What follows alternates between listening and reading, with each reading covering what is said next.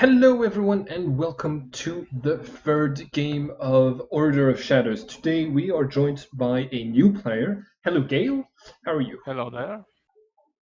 Um, okay, so before we introduce your character real quick, there is a game mechanic called Veils and Lines that we use in this game to make sure that everybody is comfortable with the theme and moods of the game. So basically, it's a system where there are some subjects that we don't touch upon, and there are some subjects that can, some things that can happen to the characters. It's just we don't describe it. So the lines are basically themes that we don't want in the game at all, and the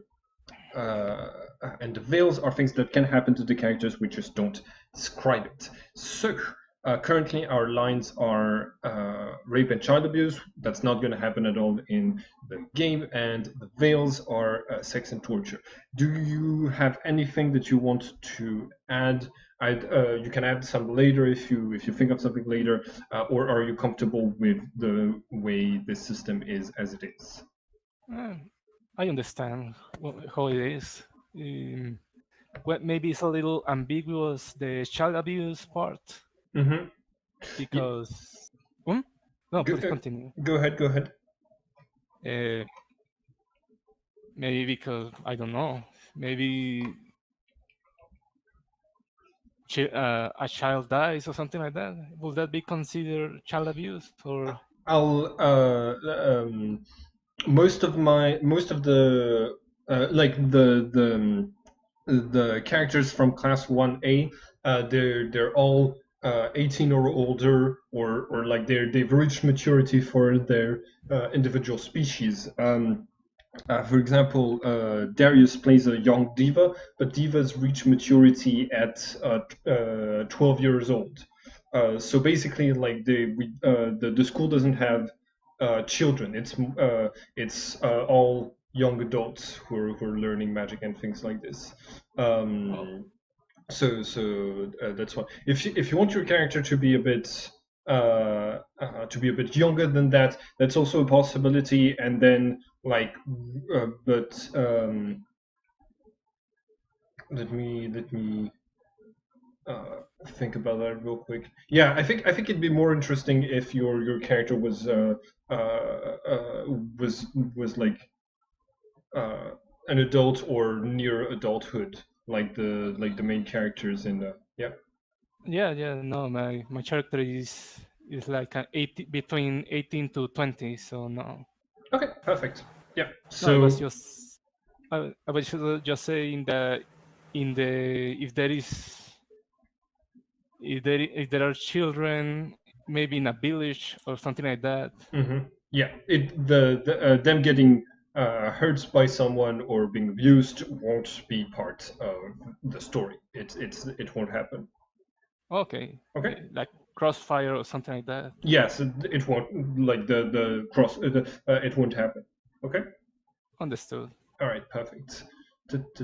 All right. So since we're good with this, why don't you tell us a little bit about Adrian, your character? And sure. Uh, how much can I reveal about his background? I think I think you should reveal as much as you're comfortable without detailing uh, the main secret of your character. All Okay. right. Well, he he had just been in the school quite recently, like I don't know, like 1 to 2 years ago. Okay. He has spent most of his time just studying, not trying not to call too much attention to himself.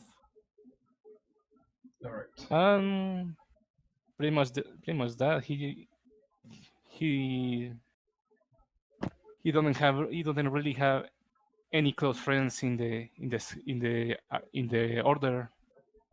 May I ask what classes I might have seen him in? Yes, I think he's also going to be in class 1A with everybody else, but it's going to like we can find a reason for why he's been here a couple of years and still hasn't moved on from class A. Maybe he was learning like the from the basics, Oh, um, or something similar. Or yeah, we'll find a justification for this. And Gail, if you have an idea, we can go with oh, this. well, maybe, maybe because of policy of the order, maybe they saw that he would be better in another classroom for some reason. Oh, okay. It could be, for example, you didn't get along with some of the students in another class, and you were put in 1A recently. Yeah, Okay, cool. let's go for that. All right, good, good. And what sort of magics do you, what sort of supernatural powers do you do that will determine what classes you go to and stuff like this? My character, Yes. oh, he's a wizard. He study elemental magic, the four main one: fire, water, earth, and wind, because it goes with his philosophy that magic is like the like the real tools of a human being. That with magic you can truly control nature. Okay. I mean, I will try to explain it better later. I'm just trying to give it a fancy explanation. Oh yeah, yeah. But uh, I sort of understood what you were going for. All right, you. When we had stopped the last episode, the castle, the school of Eldria was floating in the sky above the castle of Midnight, deep in the cold mountains of um, the land of Hoffman. You are still there, and currently, what was happening with the other group was that they had gone to the Castle of Midnight and seen some strange things happening there, and on their way back up, they came across. Um, they came across three people who were at the entrance at the teleportation pad, and the characters got captured. In order for you to be in this scene, Adrian, we talked about the fact that your character went for a night stroll, trying to figure out where the school was, and you arrive at the entrance, and you can hear from a distance what is happening. And you're. Do you want to be cautious? Do you want to be stealthy about this, or would you get noticed? There's there's five people here, two students that are in your class, and three adults who wear on their clothes the insignia of the Order of Yehudah. Would you try to hide while they're talking? What would you try to do? No, he will try to assess the situation, look what is really happening. He finds it weird that that uh, that this kind of people would just come here out of nowhere. Mm-hmm. For the moment, he's just going to wait, All right. Do just going to you observe. do you try? You're basically on the other side of the shield, but they could see you if they turn around and they look at you. Do you want to observe them while you're hidden, or just observe them from where you are? Um, I think I will try not to make any sudden movements. I'm Okay. just going to maybe try not to stand out too much. Okay. So go ahead and roll for stealth, please. It's Yeah. yeah. It's a D what? A D100? Yes. On your character sheet, you can click on the dice icon to roll the skill automatically. In my character sheet. Okay, Yes. give me a minute.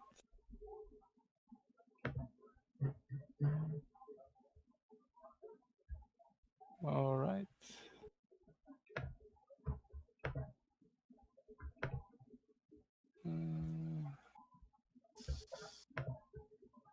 Okay. Is hiding Stealth. It's a bit stealth. lower. So, what is the gear or what? Oh, it's the when you click on the name of the skill, it will roll the skill. It says fatty. Okay, modifiers none. Yeah, you just click on OK. Oh, I'm gonna give you a plus 80 since it is dark and they don't know you're here. So you in your modifier you can just write 80. Okay. Oh, that would bring you at 93. So that would not be enough because they are very perceptive. So the mages are going to notice you. Sadly, today once again, James is tired, so I'm going to be playing controlling Darius. Sorora, you have been captured by those chains of light that have dragged you down onto the platform, and the mages have taken your badge, your Eldria student badge that allows you to cross the barrier without sounding the alarm, without being blocked. It does not stop a person who's not invited from losing their memories when they do so, but they now have your badge and Darius's badge. Did they take my amulet, or could I have like tucked that into my coat? I think they did not notice your amulet. Cool beans. Okay. All right, so this is slightly after the end of the last one. Captured. I wanted to ask one more thing, and this probably doesn't matter right now, but we are in Hoffman. Can I consider this any bonus towards cryokinesis? Yes. Since you're Okay. outside of the shield, you're outside of where there is a lot. Outside of the shield, you're outside of the temperature regulation powers that are in the school, which means you are going to get the same modifier, the modifier for being in a very cold area. Just need to find the details for this. Here we go. Cryokinesis. This counts as a glacial area or Arctic zone, giving you a plus 30 to your potential when you're using cryokinesis. Not just the plus 30. Oh, yes, it's doubled for you because of your advantage. Okay, so. Were we able to do anything about this? Oh, Were we able to do anything about this? Hey, James. About our badges being... Oh, by the way, to you players and the viewers, if I'm a huge-ass fucking dick, I'm sorry. You didn't sleep. In character or overall? Just in general. If it's in character, I don't mean it in character, and if it's, out of character, I don't mean it. You're cool, James. It's cool. All right. If you can log on to Roll20 to have control of your character, that'd be good. And no, it was in the same turn in which you were captured by the chains that they took that the other two mages took your insignias and your badges. So all I need is one turn. I understand it was in the same turn at the same initiative while you were being surprised, so they took your badges. So the one who's dressed really well and the other two are wearing capes. But she hands the badges to the other two and say, "This is perfect. Now we won't even have to bring the shield down in order to get in. All right." They and both of them go through the shield with your badges in their hands, and they look suddenly very confused. They turn around and she says, "Hey, over here. Your memories have been erased by the shield. You're going to get them back really quickly, but you have to hurry up with your missions." No, Leaf of Age cannot steal the badges back because they are now inside of the school. And unfortunately, the shield would block Leaf of Age from entering right now. Also, Leaf of Age would have needed to come out of your body on your turn, and then he needs an entire turn before he can act for the first time. Okay. So she tells the other she tells the others, all right. She points to one and she says, you should have your instructions written on your hands. Read it. And he starts to look. That's what he looks like. He starts to look at his hand and he reads out loud. Assassinate in that order the headmistress Grievous, the teacher called Zenobius, and the teacher called Magus. All right, I'll get to it. And he starts to move into the school. She turns to the other one, who. Hold on, I should probably do this. Give me 1 second.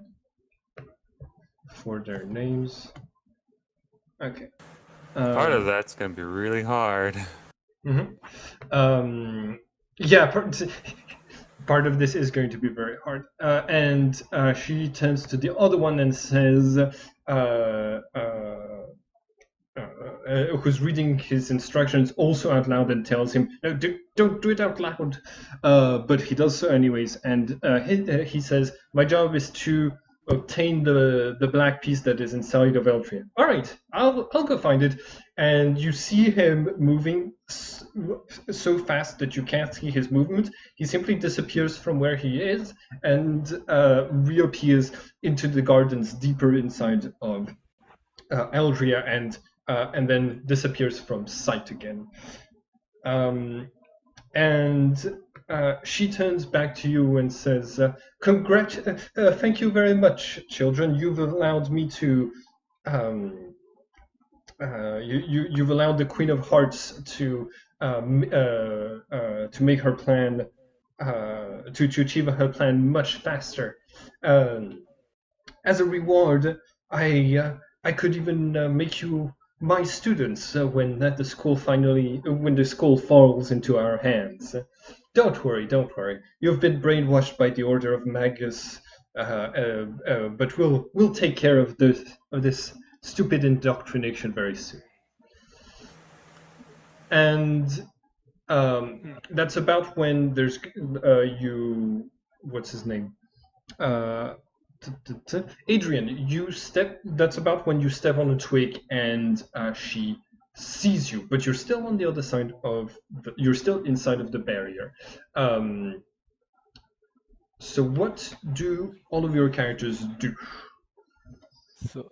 So these are two assassins, am I correct? One of them. One assassin, one finder. Well, we just two assholes. Pretty much. Yeah, two people who went into the school to infiltrate it and to do different things. One is going to steal something, and one of the treasures of the school, and the other is going to try to assassinate the members of the staff. If you can kill, do so.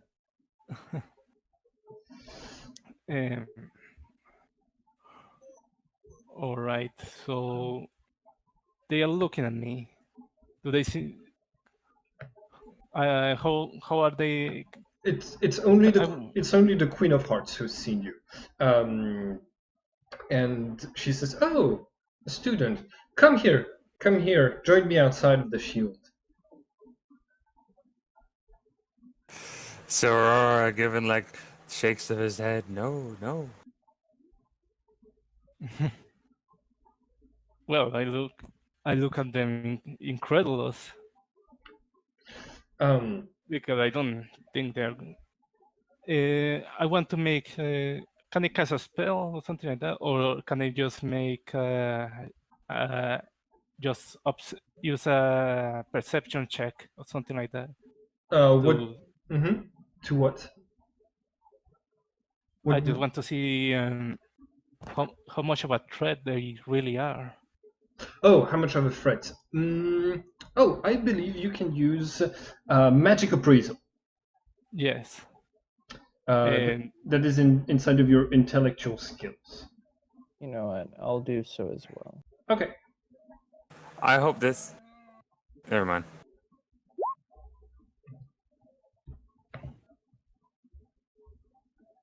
Okay. Roll. Do I do the same? Yes. Yes. Please.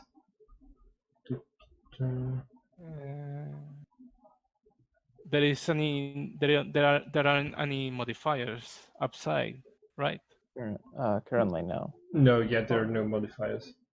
The magic source is not more than 60 feet away, so you're good.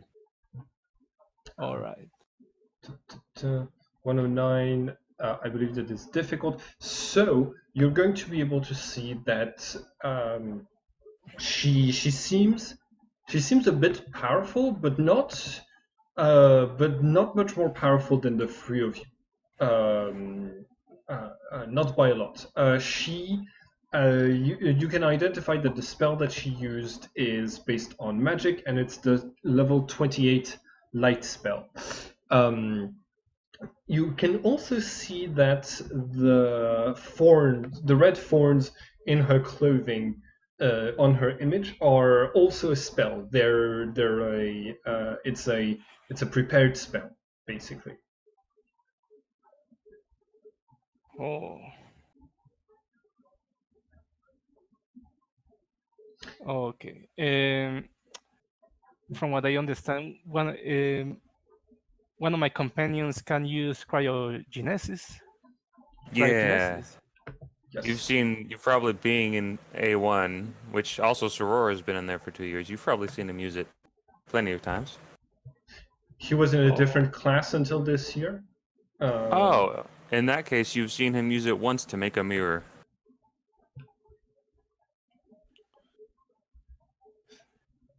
Okay. And So and Darius is a very new student who is a mage, but also a summoner.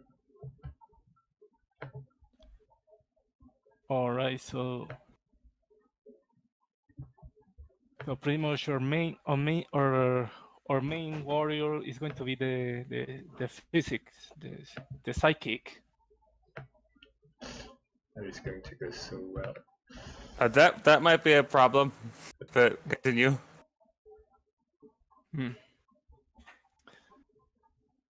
I don't know. And okay, I have Sayora. I have an idea. We are in the school, right? You are inside of You the were school. in the school. You're Stay inside of the shield. school. Stay Is this inside of the Darius school talking? and deal with it. Yes. Or Darius isn't talking in character, but stay inside of. The best thing for you to do is stay inside of the school and let us deal with this, because my plan is just to escape. It's not to take her on. So I'm not trying to deal with that right now. All right. No, but The best way that we can deal with this is eliminate the element of surprise. Get information to those who need it. I have an idea. That's you precisely heard- what I want to do. All right. You heard who the targets were, including the assassination targets and what the item that the guy's trying to find. All right. Go spread that. Okay, let's try to limit the out of character ideas. Also, I think Sorora, you had an idea. Are you going to try the monologue option? No, I was another out of character idea, but I thought since we were all sharing out of character ideas, I'd throw one out there. But I was going to say that Sorora will stage whisper to Darius, "What are we gonna do?" All right. Just be ready to cause as big of a burst of heat as you can, and use those fucking wings. But this place is really cold. My heat powers are really weak here. As much as you can fucking muster. We're gonna go back and see the Heimer. We're gonna go back. Silence, you two. And she's going to move some of the chains that bind you towards your throat as a threatening to strangle you. And then she says, "You did not try to escape. Don't worry, the Queen of Hearts is here to save you." And she turns to Adrian and says, "Now, come out of the school now, and I won't suffocate your fellow students. Please, nobody can say no to me. I am from the royal family of the Empire of Yehudah, and one of the and destined to be one of the greatest leaders of our order." Okay, so. I'm attempting to dispel magic using natural magic. All right. Hot dang, you have really good natural magic. Oh wait, natural, not innate. Gotcha. Yeah. So, how much Xeon do you use for this? How much do you accumulate? And also, as soon as you do this, as soon as you attempt to do this, as you first start to accumulate, if you can't do it in one round, it's going to start basically the combat. So we're going to have to start rolling for initiative. So how much can you accumulate in a single turn? 55, which I believe is enough. Okay. Yeah, because if I hit 50, then it's a 0 modifier. Okay. You seem pretty confident about this. Give me 1 second. I'm touching it. It's going to be instantaneous. So. Oh yeah, it's touch and instantaneous. You're going to have a modifier of 0, and let's see. It's a lower level spell, so that's nice as well. So. It's a lower level spell as well, so that's nice. Yeah, but you're not using a spell. You're using an effect. No, I know. The thing that I'm trying to spell is lower level. Yeah. I've determined what the level of the effect is. So please go ahead and roll for power. 25. Okay, you pass. Ooh, buddy. You pass by 3 or more, so the effect succeeds without harming you. You are able to dispel the chains that bind both you and Sorora. So now is a good moment to Sorora roll initiative. Wait, I already told her to have a readied action, so she should be able to do hers. It's first of all, it's him and or him. Sorry. And Simon. Yes. Something quick. So after this, during in my next turn, I want to just start accumulating to make to cast a spell. Okay. Basically, like the moment of combat starts is going to start now. So everybody roll initiative, and we're going to start accumulating this turn. Okay. Because basically it started. Darius had a round of initiative because he started the combat to the surprise of everyone. To the surprise of like he didn't mention to anybody else when he was going to do this. So No, okay. Alright. Okay. I think it's that idea that we're like we only fucking really get one outsped. surprise action. We're outsped by 8 because of a just higher roll. Awesome. Fucking Christ. Oh, we have the same initiative. No, wait, what? Uh, I mean, Sorora has the same initiative as. Why do I have the option to be Mr. Fluffy Gun? what? I Oh, have the option to play as Mr. Fluffy Gun. Oh yeah, I can see it. This too. this is from the previous game that this was based on. Basically, I reuse my games so that the Roll20 algorithm thinks that the game is older than it is, so that it's easier for people to see it when they're searching for it. And so this Mr. Fluffygun is from a previous campaign that was a traveler campaign. I should probably go and remove him if I can find it. Endless.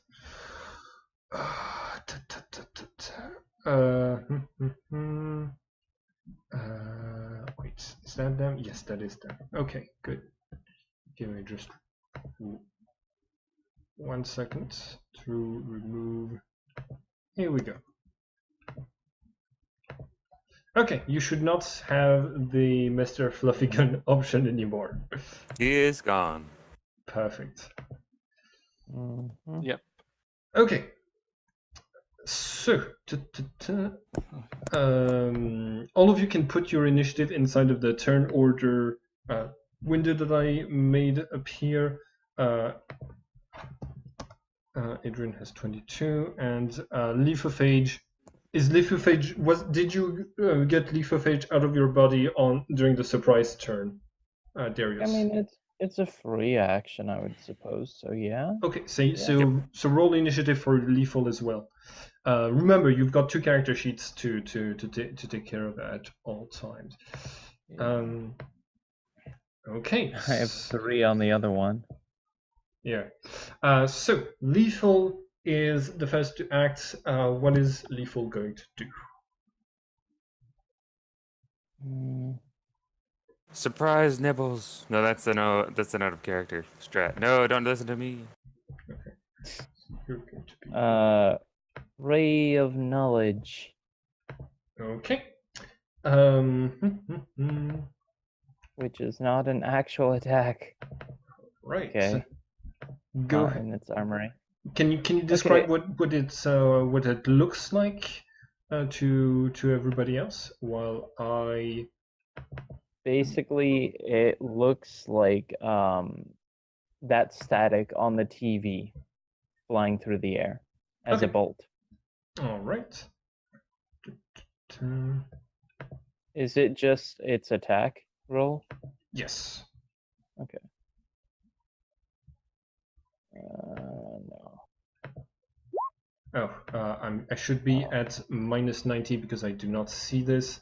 So that is going to be 81. Awesome. So that's going to be 80% damage, correct? That's a difference of 64. So you're right. Thank you. So 60% damage. She is not wearing any armor. So 24 damage. okay. All right. What does it look like? For her, I assume. Yeah, or for everyone. Well, as I said, the ray is just static of like the TV static, and then for her, it's just a jumbling of commercials, like probably 90s commercials that are like overly colorful.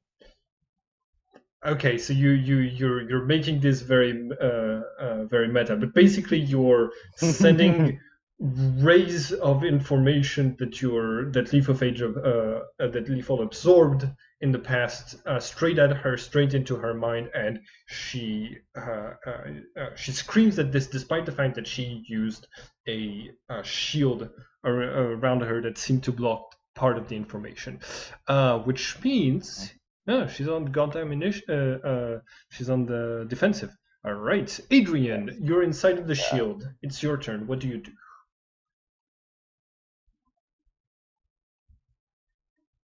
Adrian? Oh, sorry. Well, for the moment, I was accumulating, right? So I have around 14 accumulation. Am I correct? Yes, sir. Your accumulation is... So this is the first turn. So yeah, you can accumulate 50 points this turn. Oh, nice. 50 points. Yes. We're on par then. Hmm? We're on par then with each other. The thing is that I want to accumulate for a specific spell, send message. Okay. Oh, nice. that's good. Good. How much does it cost? 80. 80. Okay, so you can start accumulating this turn, and you'll be able to send it next turn. Do you want to do anything else other than accumulate? And remember, if you do anything other than accumulate, it divides your accumulation by 2 if it's an active action. No, I won't do anything. I will just stay there. I have to accumulate this as fast as possible. Okay. Mm-hmm. Plus, you're protected by the shield. Right. For the most part, at least. Yeah. Okay, so after that, it's the Queen of Hearts turn, and she's on the defensive, which means it's Darius's turn. Oh, Darius goes next? Yes. No, 90. Oh, yes, Aurora, my bad. Okay, so Aurora, it's your turn next. So where are we going? He's gonna say as he begins to materialize his psychic powers. Back down the hall. Okay, but we should probably get some help. He's gonna just somersault over the edge. Yep, and I'm gonna go with him drawing back Leaf of Age. Okay. All right, so you start. You're going to start heading. Free falling? Yeah. No, not free falling. That would be deadly. Well, you're gonna catch me, and then we're gonna boost. Oh wait, I thought I was still holding you from the time before. Yeah. Well, yeah. Okay, so basically, you lift him up and you start to glide back down. You using your wings. That's. Can you make a jump check see to make sure that jumping off of the platform that nothing bad happens? It's going to be a difficulty 80 to make sure that none of the. I don't even have jump. I have athleticism, but I don't have jump. So minus 25. Yep. Okay. So basically, what's going to happen is you, as you are running towards the edge, you try to jump, and Darius doesn't jump at the same time as you. So you're basically going upwards while he hasn't jumped yet, and you yank him. You yank his feet from the ground, and he starts slipping from between your hands. Okay, Darius. Darius, can you make a feats of strength check to keep gripping Sorora? Awesome. Feats of strength check. Oh, I've got a goofy idea if this goes awry. Okay. Now remember, it's going to go awry because I have a negative fucking 55. Ooh! Unless you open Unless you open roll. Come on, you just need 40 more points. Ooh! So close! Are you kidding me? Yeah. It's fucking dumb. I got an idea. Does he do I lose him? Yes. To be fair, this is why I said burst first so that we have more control. Well, like, you mean a fire? Yes. Okay, I was like, what do you want me to use did on fire the for? ground? The I same was thing gonna- you did on the ground last episode. Yeah, but that was when I didn't know I had a negative 60 to all my fire powers. Well, yes, but Okay, but I have an idea, if I may. oh, Yes. Oh, bye. Oh boy. Okay, this my might not character work. dies because of your negligence. No, hold on, I got a great idea.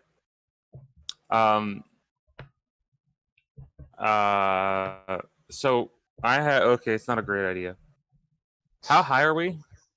I think we established that you were like really, really high in the sky. So like there's a bit of time before he reaches the ground. Oh, okay. Well, in that case, if I have like one turn to chase and then one turn to do shenanigans, I will chase. Okay. So yeah, you're flying down towards him as fast as you can. Correct? Yes. Okay. All right. So Flatten out.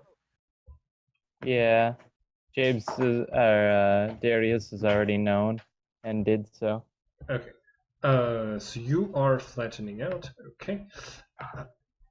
All right. Well, that's going to be it for this turn. New initiative, everybody.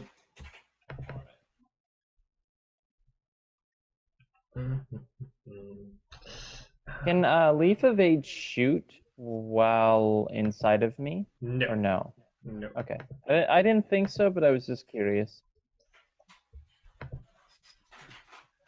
Nice. Okay. Oh, sorry, you opened rolled.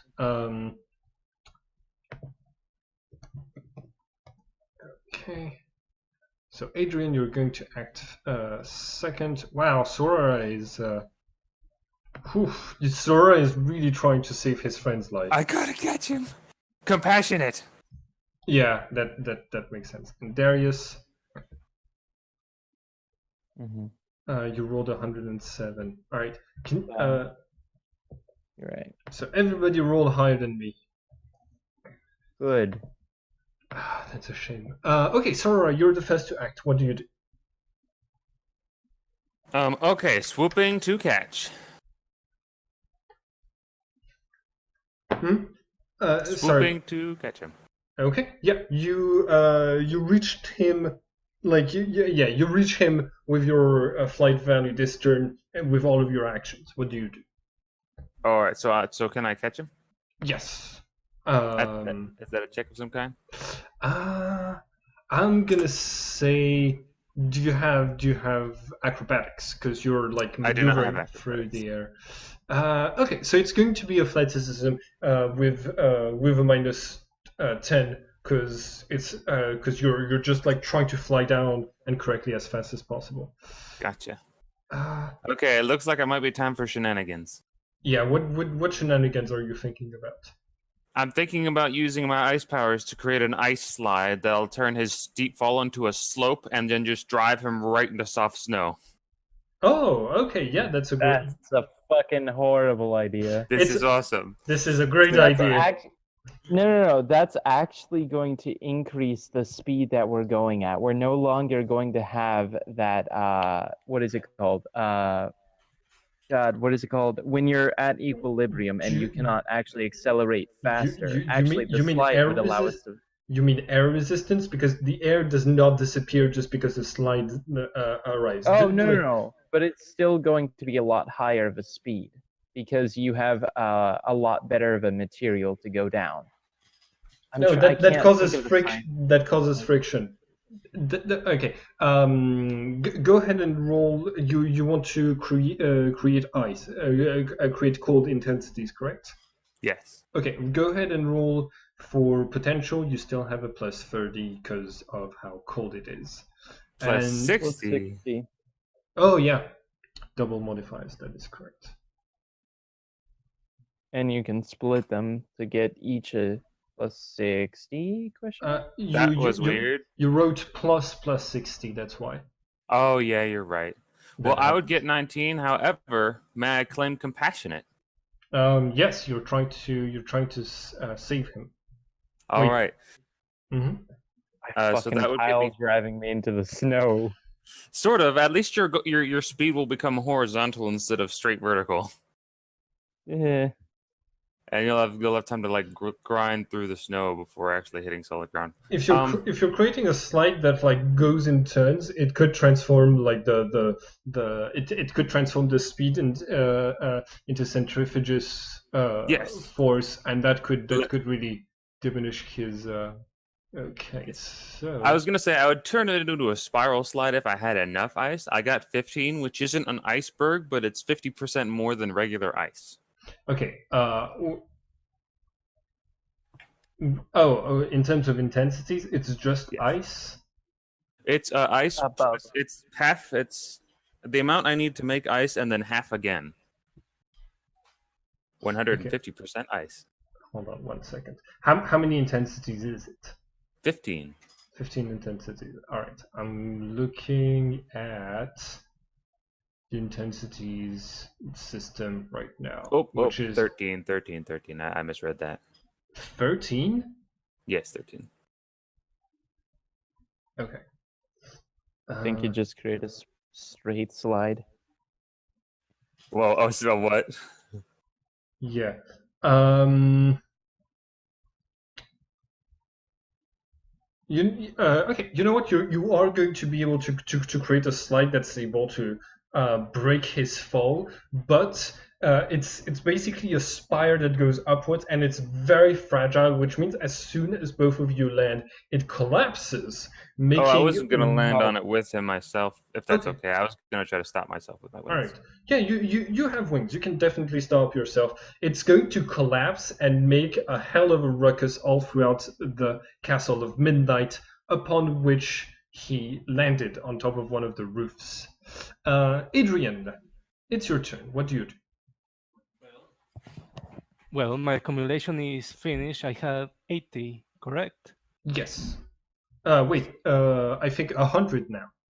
Oh, Jesus. Yeah. Okay. You Perfect. would have 100 to work with, but you're only gonna spend 80. That's correct.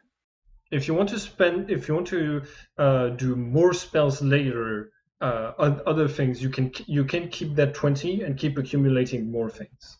Oh. That, Oh, yep. I did not know that you could do that. Yeah. You can't just. Basically, what you've accumulated is magic that is ready to be used in a spell. Your accumulation also symbolizes how quickly you can put together a spell. But basically, the 20 extra that you have, can be the start of another spell. So, can you tell us what the message spell does? Okay. The idea is to send a message to to the guards or something like that. Like there are 3 dangerous people here. Sound the alarm. Okay. All right. And what? There's no distance limit. There. What? Are there any rules that need to happen for this or not? No, no, Okay. no. There is no. It just has to appear near the guards or near someone that is not here. Okay. Because let's see. Because a lot of the time when there's going to be a spell like this, it's what's the? I just have a question. When you cast it at higher levels, at higher levels, what does it do better? What this spell send message? Yeah. And you can send more letters, more info. Is written. Okay. Oh, okay. So yeah, you write it down, and with the spell you make it disappear. What does this? What does it? Is that what it looks like when you create this spell? Because that's up to you what the spell looks like, basically. Well, The visual effect, well, he is like it looks like light, and depending on what kind of element it has a different color. But that's it. Because it's a free spell, it looked like white light. Mm-hmm. So he has a something written in his hand, like a parchment. Mm-hmm. It shines for a second and then it disappears. Okay. All right. Next up on the initiative is going to be Darius. Darius, you have landed on the Midnight Castle, and the spire has started tilting next to you and is going to fall on top of the castle, the big slide that broke your fall. What do you do? I'm moving out of the way, sending Leaf of Age to the room where what's it called? Where we last saw the count, or Okay. everyone that's important. Yeah, where you last saw Hingam and the headmistress. Okay. I would like to make a Correct. very quick claim that I had my shield protecting both of us, but when we parted, it moved. I would like to have kept it on Darius, if that's okay. Okay. Can you do that? Do you have to keep line of sight for that? Or no. I do believe so. If I couldn't see an attack coming towards you, I wouldn't be able to defend you from it. I probably could defend you, but at a -90. Yeah. Fair enough. That's pretty good because you could keep holding the spell forever because you're a psychic. This is true. Even while you're asleep. All right. Well, then I'd get surprise penalties if I couldn't see you, so that would be a -180 to defending. Yeah, but still. So that's half. That's going to give you. It is better than just saying I block in my sleep. No, you're not able to. Yeah, it's true. Ooh, wait a second. Oh. All right. Okay. Oh fuck. Time reverse. God fucking damn it. No, that's not it. Sorora, there is a spell coming from straight above you, and because you're flying, you're going to have the penalties of being hit in the back. And you don't have a shield on you at the moment. Is that correct? I do not, and if this is the same turn in which I made that slide, I don't have the potential to make one. Okay, then you can roll for dodge at the penalties of being hit in the back, and hope that you open roll if you so wish. All right, may I actually take the bonuses I get to dodge for flying at speed 10? Yes, definitely. Oh shit. Oh, that is going to be so pretty. Ah. Fucking hell. Okay. I do not open roll. You do not open roll. You are hit by a spell, so please roll for magical resistance. Oh, that's good. Difficulty 80. Oh, okay, that's not too bad. That's not too bad. I'm not what's my other character's name was, though. I make it! Okay, yeah. All right. You Nice. you make it. You feel basically something cold hitting you, and then for a second your limbs feel as if they're about to stop moving correctly, but then you're able to keep it together. All right. So I will have a little bit of I will have a little bit of Xeon next left for the turn after this. Currently, I'm at minus 80. Okay, cool. Okay. Okay, new initiative.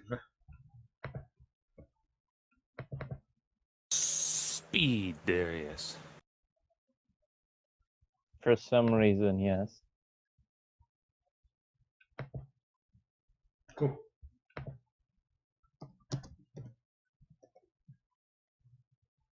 74. Oh, can you add a Leaf of Age, please? Yes. Thank you kindly. So who opened roll? What? Me. Oh, god damn it.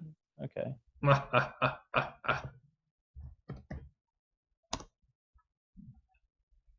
So I believe that I am first. Yes. Okay. Same defense. If you wanna, fix the table, because it's 245, 74, 156, 162, 141. Yes. Can't you modify them yourselves? No, that is only you. Only you can affect I have the been able to turn. modify mine. What? What did you say? Yeah, only you. Okay, only we can modify the number in our slots. Oh yeah, not the order. Yeah. Control the table altogether. Yeah. I just have to click on it descending. It's the. I thought it was in the position, but the numbers you were asking me to modify. So, I was gonna ask if I could passively turn to be like, okay, they might have high ground, which is like plus 20 attack if you want them to have that, but that doesn't apply to magic. I don't think. Technically, it would. Yeah. Yeah. If you're slinging a spell. Yep. Well, I mean, I think there's a section in spells that says spells don't you can't aim spells. You don't get bonuses on spells for larger targets. You don't get bonuses on spells for anything. Just like you don't really take penalties on spells for anything. Oh. But Okay. I don't know where that is, so we don't have to worry about that. However, I would like to cast a shield. Make a shield this time, yes. All right. So she is a bit frustrated. She's actually, instead of trying to control your movements to make you crash to the ground, she's gonna straight up attack you because you didn't have a shield the previous turn.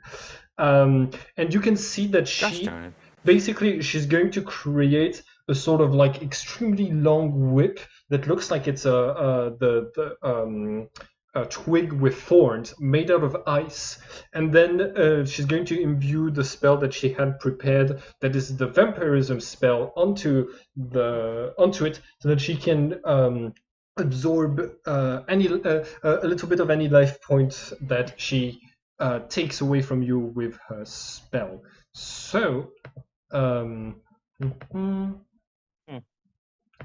okay, so all right, well, I have a very powerful shield right now thanks to my ice abilities. Yeah, 379. Damn. Oh, that's what you rolled to defend? Yeah. No. That is minus 120. Okay. That's minus one. I messed up that, but that's still a 259, which is an almost impossible shield. All right. Yeah. So, here we go. Ooh, gonna roll make my 6. Aha! Okay, so it was literally impossible for him to not defend against it. Unless I fumble. True. If you fumble, which has been known to happen. Right, she is very frustrated. You hear her shrieking from above, yelling, "How dare you! I'm royalty. You shouldn't be defending against my spells. Come back here so that I can finish you." And that's it for my turn. Darius, it's your turn. What do you do? Okay. Darius is just gonna kinda hide, I guess, from the things below. Would I gain any bonuses since I'm above everything and I'm sure that there's like pillars to hide behind? There are dragons over there somewhere. You're gonna actually have penalties because you landed in the snow, and so like every movement you make on top of this roof leaves a trail behind. So okay, then there's not gonna be any point to doing stealth. I can make more snow to fill the gaps. Fucking god. There's gonna be no point for me to do stealth because my stealth is 0, and I would have a negative 25, and then negatives on top of that. So whatever. Okay. So you're just not gonna hide yourself. No. Okay. No, fuck it. Can you? Because there's no point in just failing a roll. All right. Can you and Sorora roll for notice, please, because of your higher position? I can roll for notice, but this is the one character I've made in years that has none intentionally. Uh-huh. Hey, but I didn't do just terribly for someone with no notice, anyways.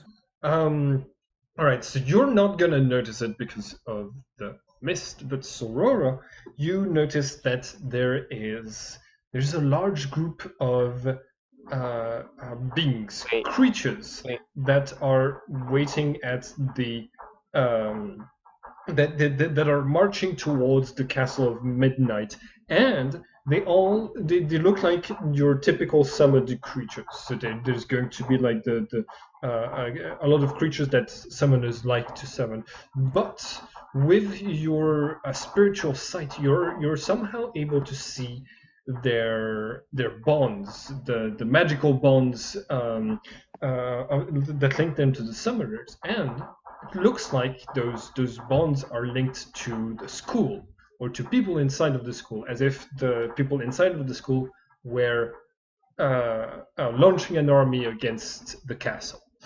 Okay, I think you did switch our names there, but got it. Yeah, because Oh. he rolled. Seora rolled a 32. Darius rolled a 60. Sorry. Also, You I don't said- have spiritual sight, so I think he was referring to you. Yes. Okay. Darius, you perceive this. Gotcha. So, what do you do? Fuck it, mass control. No, that'd go very poorly, very quickly. About how strong are these creatures? There's a lot of them, and there's a lot that have very different levels of power. You can roll occult to have a vague notion of what sort of levels you're dealing with. It's going to be difficulty. And are they trying to attack the school or help the school?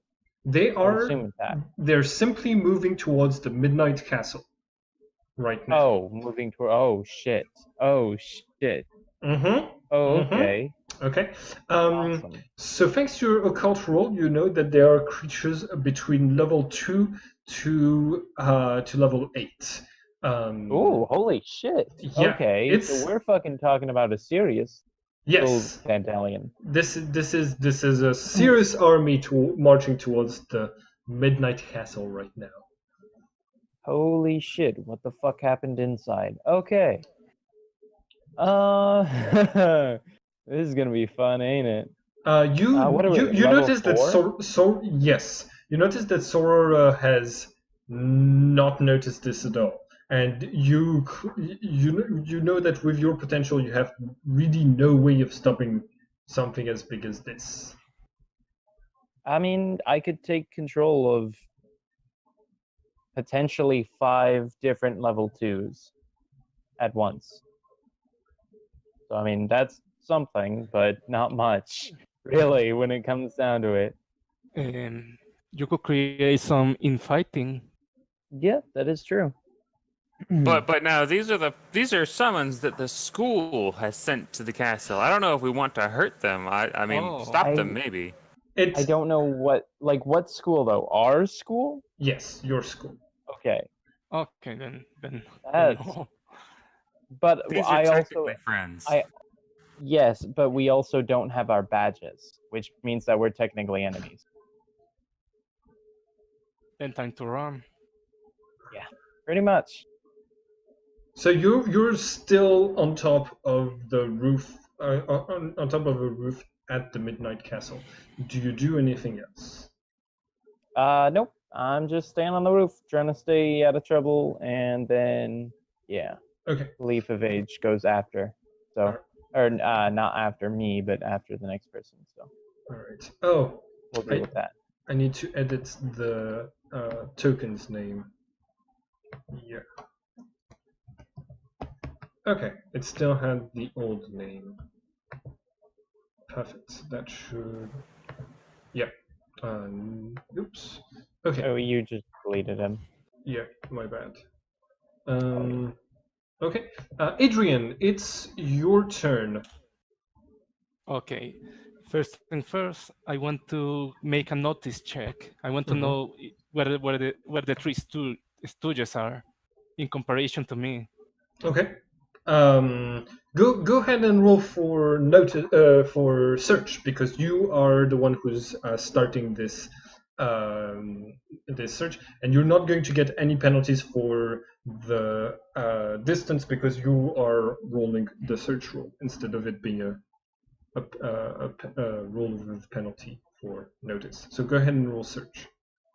Understood. Okay. Okay, so you are able to notice Darius and Sorora and the army, but you're not able to notice the Leaf of Age because it's technically invisible.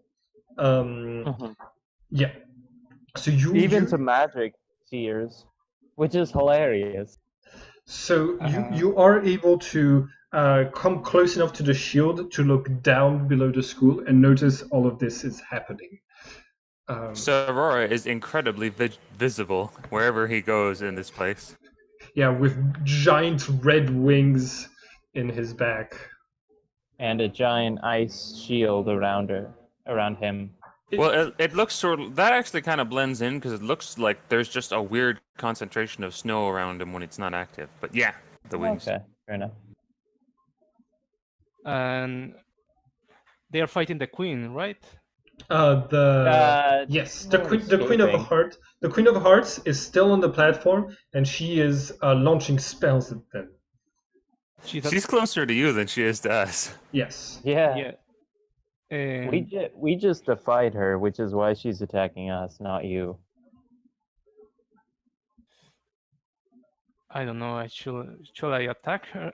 No. I have like no, better not. You could technically attack her through the shield that protects the school. It blocks attacks coming towards you, not going away from you. Oh, Oh. really? Oh, that's a huge advantage. It is. It definitely is. Fucking, I can hit you, but you can't hit me. Sort of shit. So And I believe Well, that you it's- have 20 already, so you would have about 70, 70 accumulated this turn, I believe. Yes, you have 70 Xeon accumulated for a spell. so I haven't. So she's concentrate on the tree, right? She Yes. doesn't. She's not Mhm. looking at me. Yes, she's not looking at You you. would get some bonuses if we're doing that. Also, she's outside in the cold. Mm-hmm. Oh no. I think I can just cast water impact. Okay. Oh no! Uh, Poor lady. Not that. This is not the snow, unless you want to do snow You- coffin. You No, get but- that joke though? But she will get soaked in water. Mm-hmm. Oh, that's fucked. But if But you she's get that unlucky, jo- she'll also just fly off the platform. That's the idea. You get that joke though? Oh, so Abelby? She's pissing me off. That's Naruto, isn't it? So it's an Yes. yeah. It's an impact. Damn. It's an Oh. impact of how much strength. 8. Okay. I.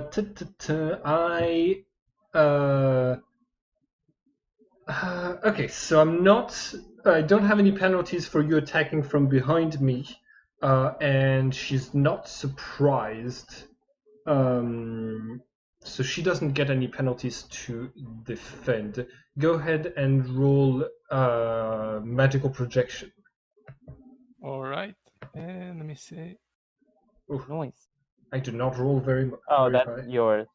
Hey, let's go. Yeah, just enough to hit. Yes, and it causes an impact, correct? Yes. Of Impact Oh god. 8. Okay, so roll 1d10 plus 8, please. 8.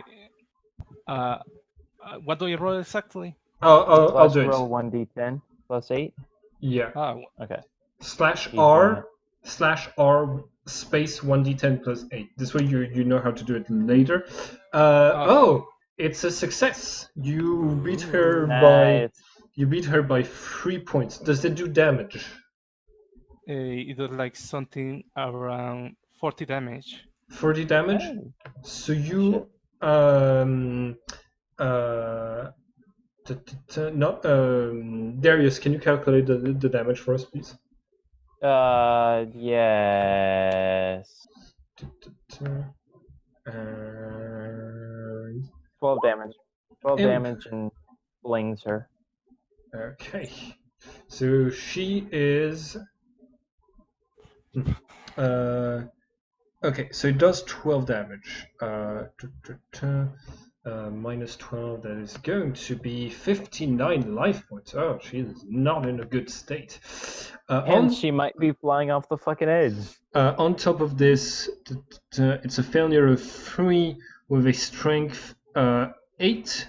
So that is between 9 and 18 feet. God. So yeah, just 9 feet is enough for you to blast her off of the edge. What does it look like? Is it looking like there's a water serpent coming out from you and hitting her? Does it look like a wave? Well, here's the thing. Because he only uses his hands to cast magic. He looks like a conductor with and around his hands a blue light is shining. This blue light is turned into like a spear of water. Okay. And he shoots it at her. He throws it like a projectile. Okay. Fucking water fastball. Nice. Yeah. So she is falling from the platform. I'm gonna put her here as well. Havelby, are you gonna Goku it and save her? Oh, of course. Compassionate. All of the viewers at home can see that Avelby sent me a private message saying, "I'm gonna try to save her if she falls immediately." Yeah. All right. Jesus. I knew he was gonna Goku her. Alright. So Leaf of Age. Leaf of Age's turn. Leaf of Age is quite fast. He is able to reach the Great Hall, or at least the entrance hall to the Castle of Midnight this turn, and enter it. When you open the doors, when he opens the doors, though, there he is greeted by. Okay, I was like, that. What the fuck is that map? Yeah. We're not there yet. I just need. Roll20 does not make it easy to go to pages that are very far away from one another. And basically, I have all of the pages of the school, and then I have this one.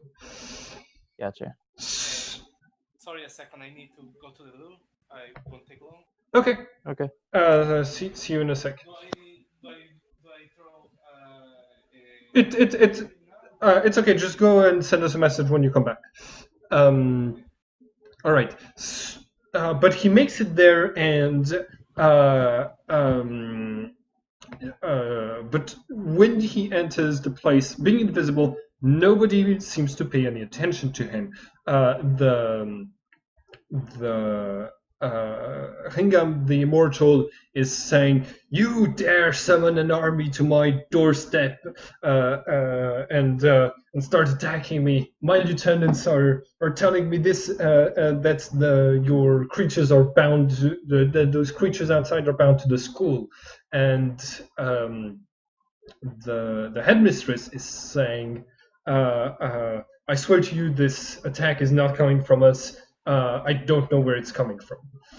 Leaf of Age arrives basically in the middle of a shouting match. You can tell that they are like practically about to start attacking each other. So what does he do?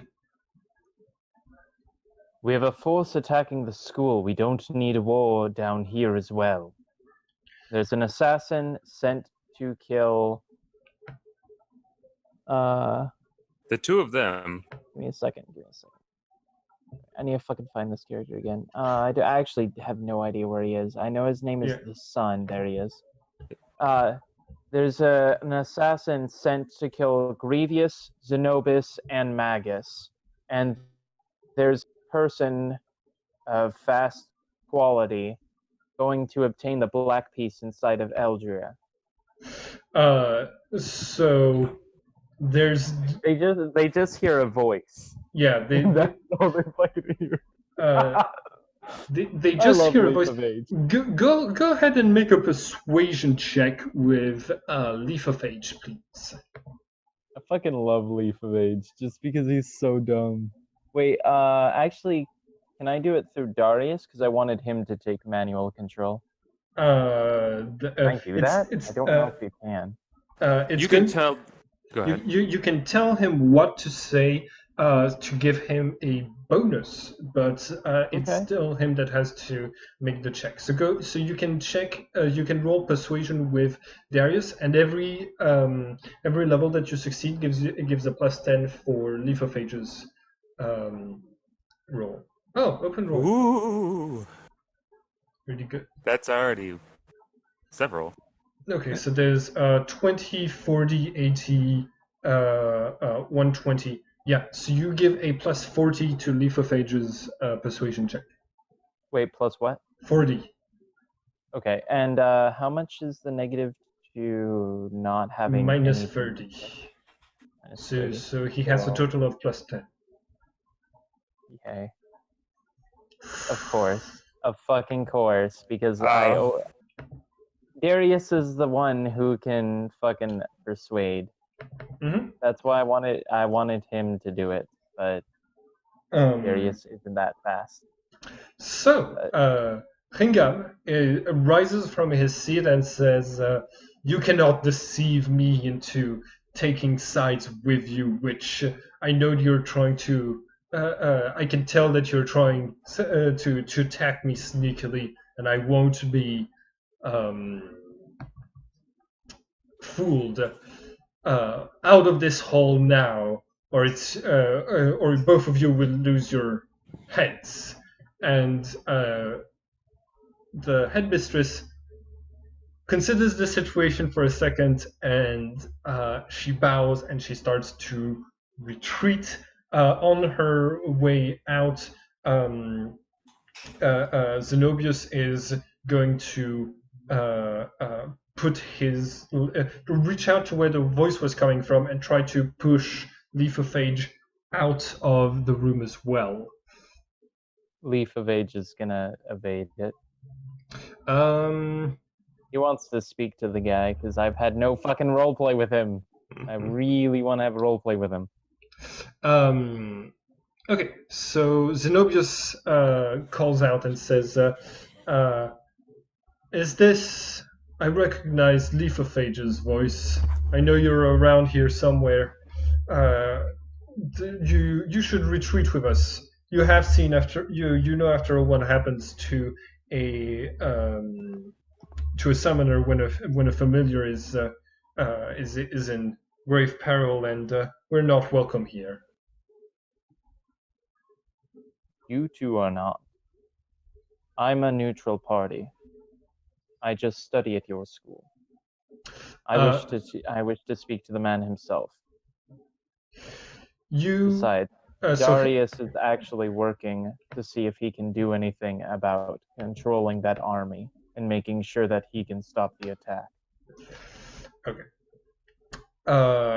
Zenobius seems taken aback a little bit by this, but Hingam says, "I am no man, but I will hear this strange creature, see if it has anything interesting to say before I dispose of it. It is one of your students, so I do consider him one of you." So Zenobius says, please don't take any unnecessary risks. Come with us." Leaf of Age goes silent, and AKA unfucking traceable. Even the most powerful. I fucking love it. It's So it's dumb. only invisibility. I know. If they can just search, like, if they can just, like, what's it called? They can just try to find him each turn by just moving around, but that's what they have to do, and it's hilarious. Yeah. So Aurora can detect him. No, nobody can detect him. Well, they can detect him, and then immediately after they detect him, he disappears again. Like, instantly. You forget where he is.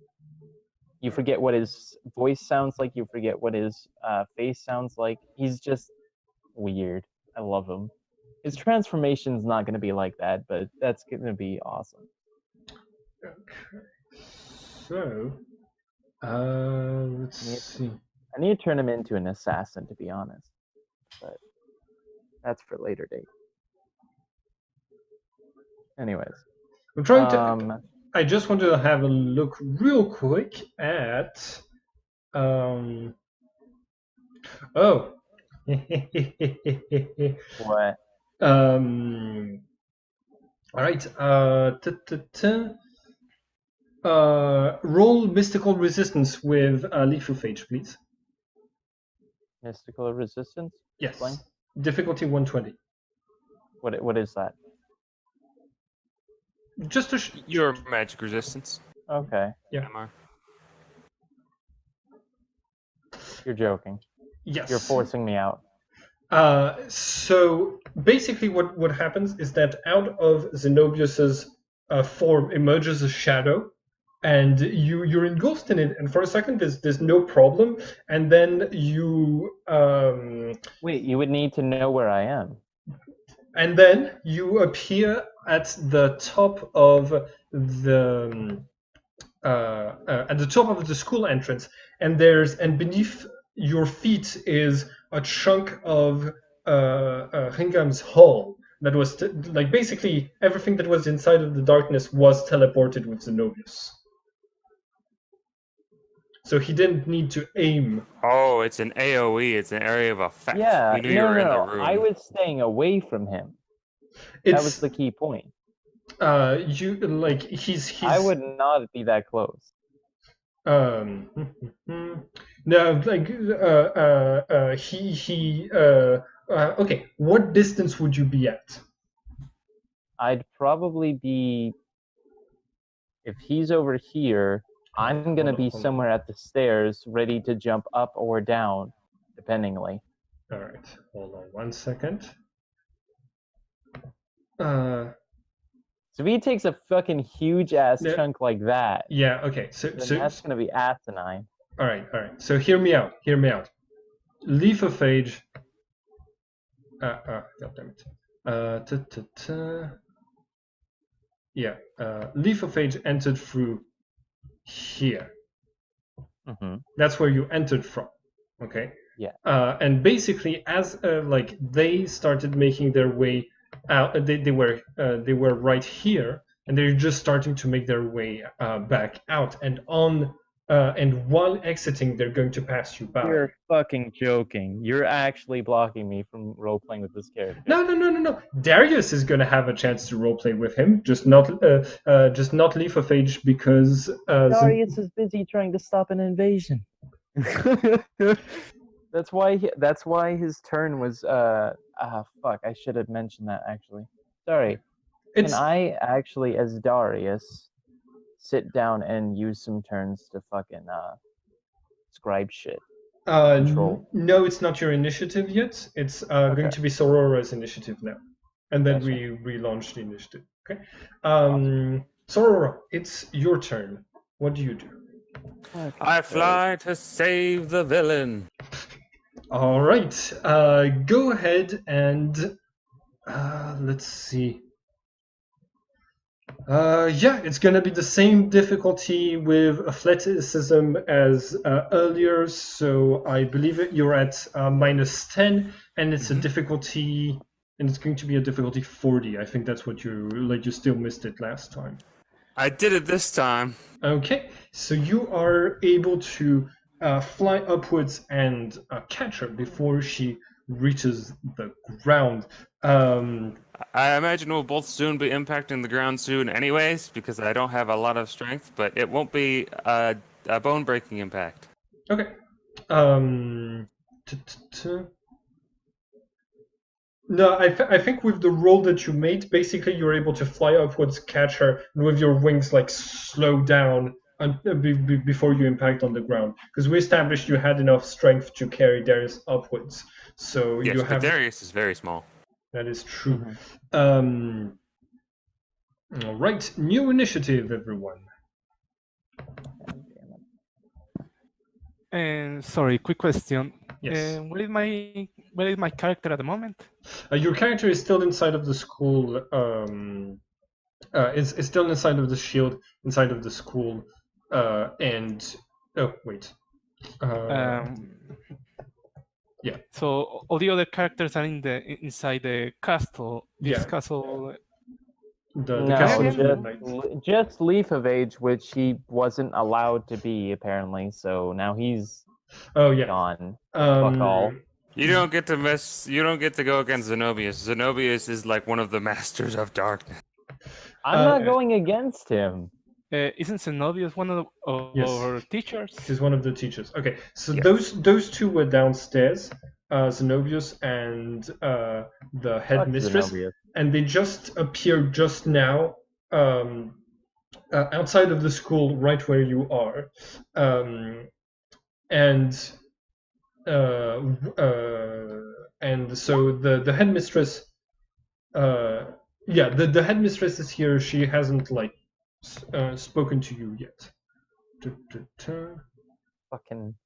Okay, so The This guy Sunday. even said, "I will speak with him," and Zenobius was like, "Nope, fuck this."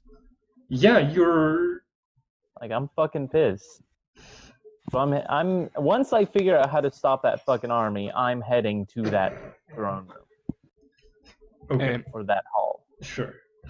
I have a quick question. This Yes. army was made by Zenobius. You don't know. It doesn't seem like it's made out of creatures, like it's just made out of creatures of darkness. It seems to be composed of a lot of different creatures. That seems like they've been summoned by summoners of different levels, because some of those summons are really weak and some of them are really strong. I have a question. Does my character know that the other two have lost their badges? Yes, you've seen their badges being taken away from them. And do the teachers know about this? You don't think that they do? Oh, just because as I was still accumulating up there, maybe I keep sending messages. Okay. Yeah, we can say that. Okay, so like only one turn has passed approximately. So basically, like you're still the last thing that you did was hit the Queen of Hearts with your attack, and now they just appeared in front of you. So at your turn, at your initiative, we're gonna see what you do. Sure. Give me a minute. Okay. All right, so 75, which means currently.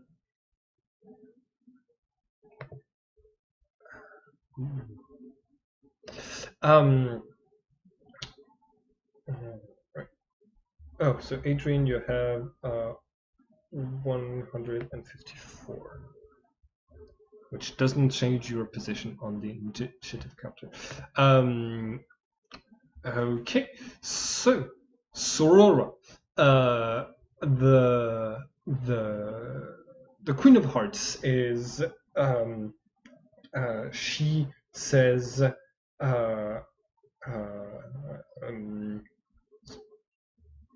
all right, unhand me. I'm royalty. You dare not touch a royal person like me. And Okay, hold on. We're still really high up. and she's actually just going to like attack you Fucking Frieza.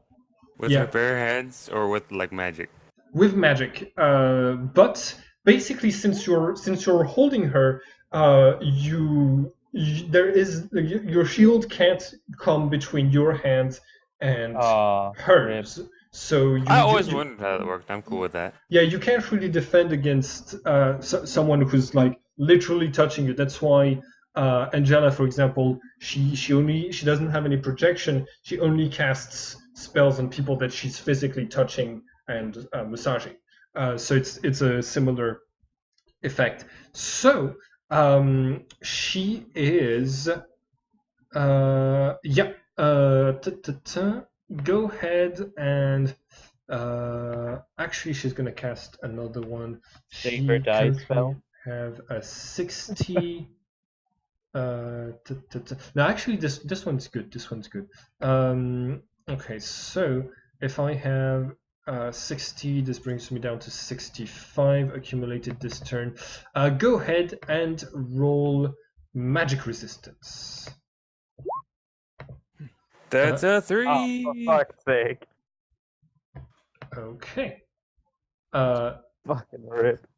All right, that is not great for you. So here's what happens. You let go of her. Okay, so like basically, you let go of her and you imitate a pause similar to the one that she has. And basically, she's folding her arms and she's falling, just like and you're basically imitating all of her movements. And she says, "All right, so now we're going to crash against we're going to crash against the floor. My shield will be able to protect me from such a fall. I wonder if yours will too. That's what you get for touching a royal person." So yeah, basically she's like, and when she makes that movement with her hand, you're doing the same thing. Can I ask a weird question? Yes. She does not have wings, therefore she could not give my wings commands. Do my wings just freeze, or can I fly with them? Your wings are just frozen. Okay. Because I thought that'd be fun. Because they're going to rely on some muscles in your back, and she's not moving those muscles at all. So your wings are just like frozen. Could they just be like limp then?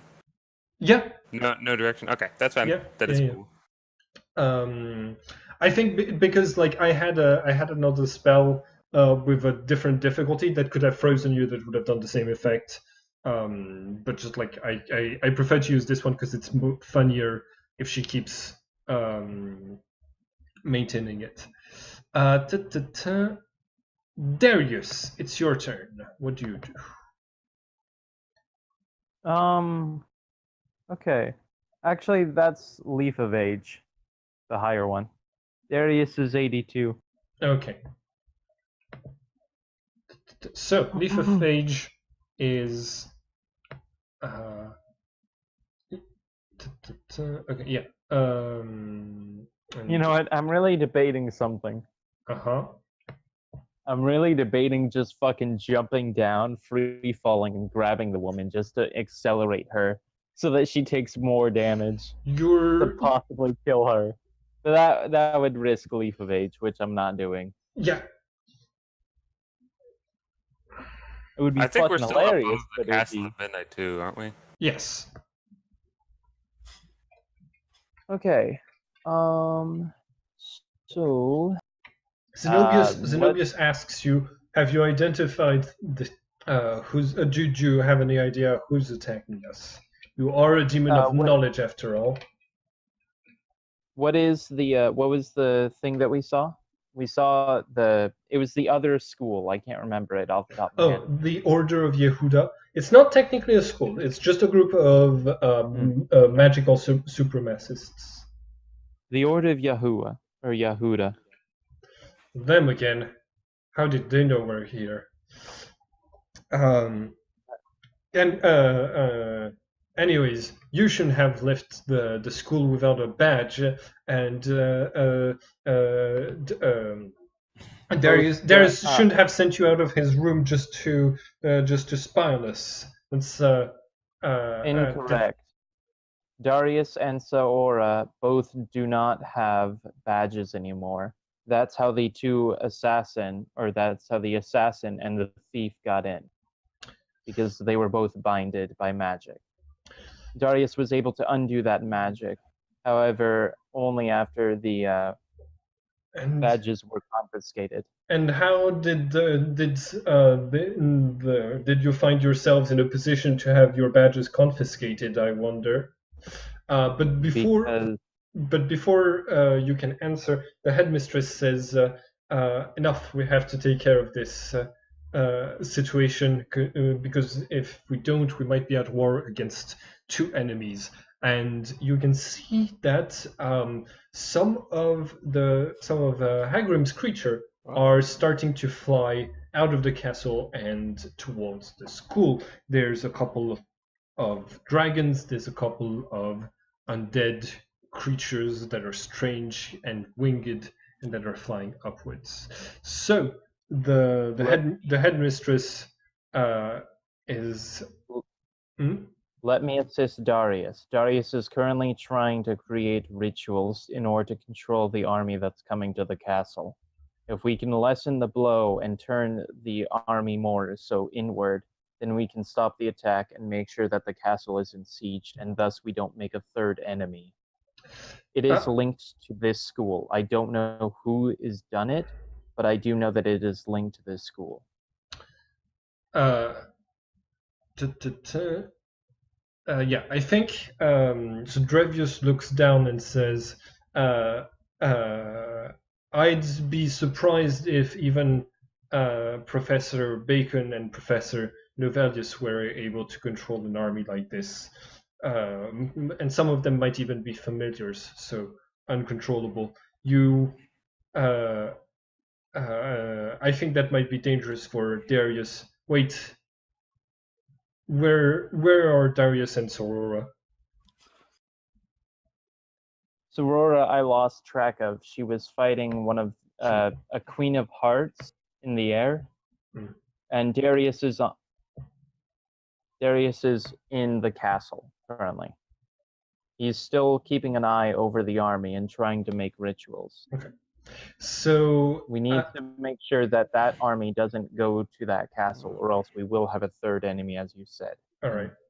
I don't want that. So the headmistress, she moves lightning fast, and she moves towards where your voice is, where Lithophage's voice is coming, and she grabs him, and she's holding him above the void, and she says, "You are an old demon. You should have known better than to put two of my students in danger.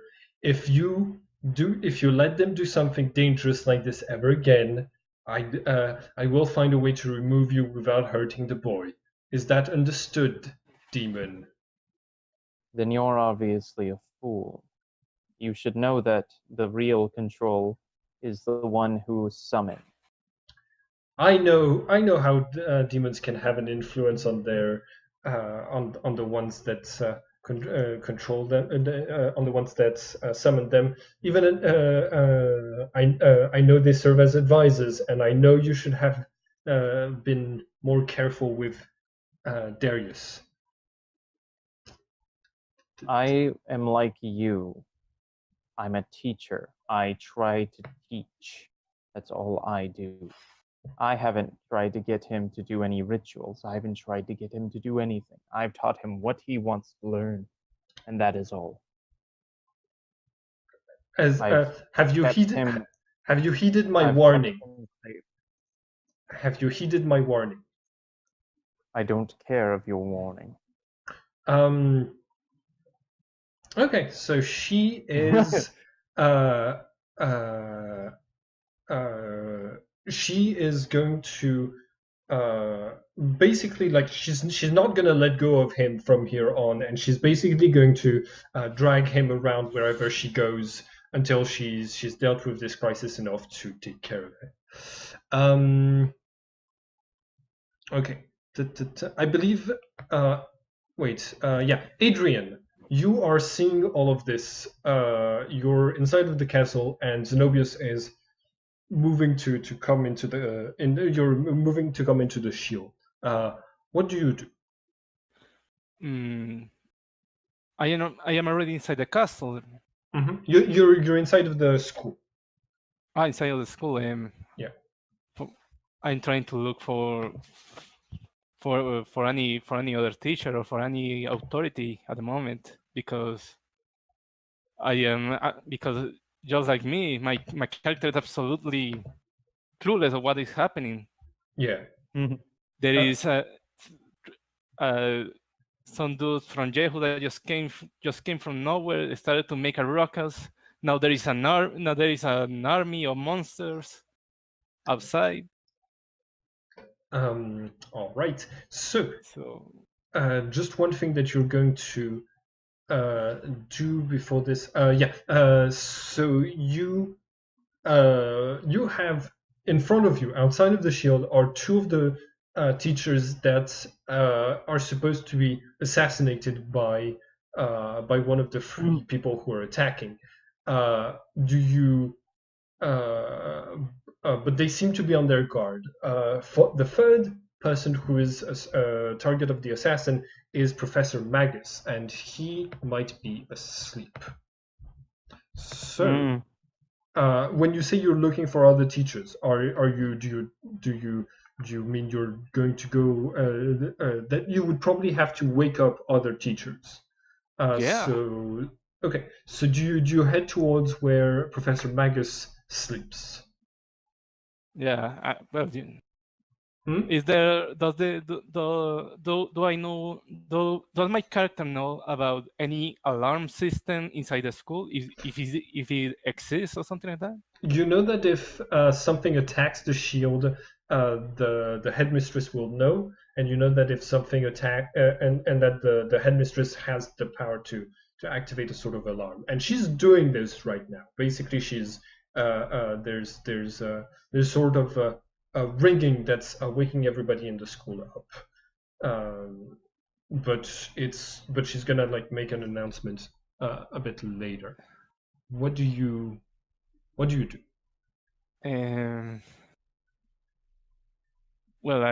No. Well, if there are two teachers near me, I am going to talk. My character is going to talk to them and await orders. Okay. So when you tell them about what's happening and the assassin, and I think the headmistress tells you, all right, go back to your room and stay there. We're going to take care of this crisis. The teachers are going to take care of this crisis. All right. That's what they told me. Hmm? So yeah. And then she orders Zenobius to go and make sure the treasures of the school are safe. What do you do? You start heading towards your room? Well, Hmm? I'm not sure. It's not going to put you out of the adventure. Some stuff is going to happen to you if you follow if you do that, but you don't have to. We'll see what happens. So what do you do? Well, the thing is, have I already told them about the student that went to the castle? Have I already told the teachers about the other students that are down there in the castle? Yes. Well, I suppose I don't have much choice at the moment. I think I will just leave. My character is just going to lead to his room. Okay. He did all he could do. All right. Reasonable. Okay. I think the headmistress is going to. I think the headmistress is gonna head back to is going to try to find and help Sorora and Darius. Darius, you still on the rooftop? You've seen those creatures made out of bones and wings that are flying upwards from the castle. You've seen the army coming from far away. What do you do? I'm watching the creature made of bones and wings, and for a hot second, like just staring at it, like holy shit, that's fucking awesome. But then I assess the army. Okay. I need how many level 2s, level 3s, level 4s, level 5s, level 6, level 7, and level 8s. Okay. Just because of math. There's about 50 of each between level 2 and level 8, meaning that there's going to be like let's see, 50 something there's going to be like about 300 creatures in total. Awesome. Okay. 350. Yep. Yeah. Awesome. So I can only put dents in it, really, when it comes down to it. But you are one student. Hopefully, your dents will be enough to, Okay. help the others. It's not necessarily the part of the crisis that you can do anything about. Well, I mean, to be honest, this is really the part of the crisis where I'm the most useful. I'm a summoner, for fuck's sake. Like, that's my thing. Okay. Then I am going to study the level 2s, learning their true names, and how far away are they? How many turns until they get to the castle? It's Because that's really important. That gauges how much I can do. They're gonna make it to the castle in about 5 turns. Oh fuck! Awesome. Okay. You seem then... really happy today. Yeah. Well, he's sort of tired. Lots of shit's fucking not going well. So awesome. So I'm gonna be able to control 5 level 2s. Fucking great. Okay. Okay. That's fine. I can do that. Okay. What do you do with your turn? I'm sitting there studying their true names and making up the rituals. Those 5 turns until they get to the castle walls. And then I'm gonna control them. Okay. All right. So that's what you will do. But actually, question: how good of a level 2 are they? Because there's different level 2s. Or would it be better for me to just summon a stronger level 2?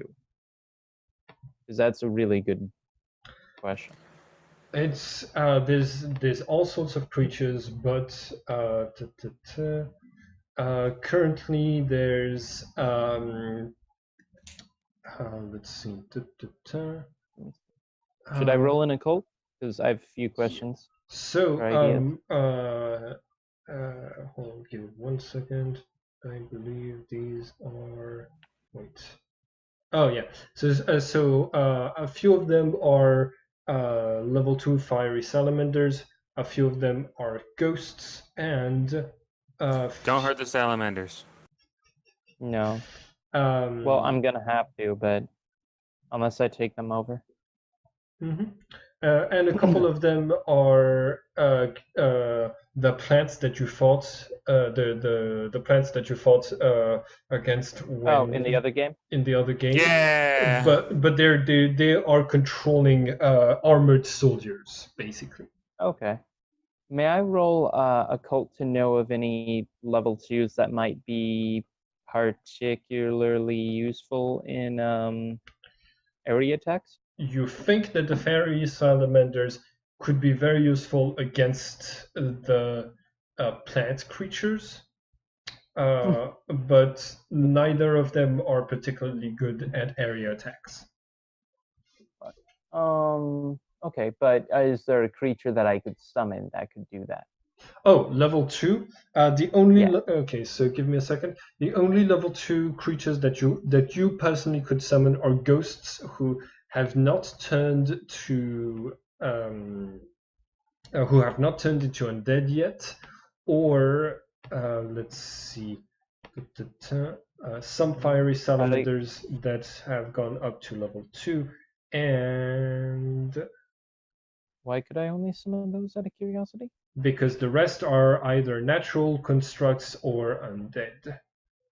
And I think Oh, he means like a creature that isn't even in the pack, something from somewhere else. Yeah, like Yep. summoning something. yeah, I'm looking. There aren't really a lot of level 2s in the monster book, unfortunately. Yeah. Gotcha. That's a shame. I'm looking at the core rulebook, and there's a level 0 zombie. If it's specifically level 2s, that's it, basically. Gotcha. Okay. I mean, I could summon 25 level 0s, but that's not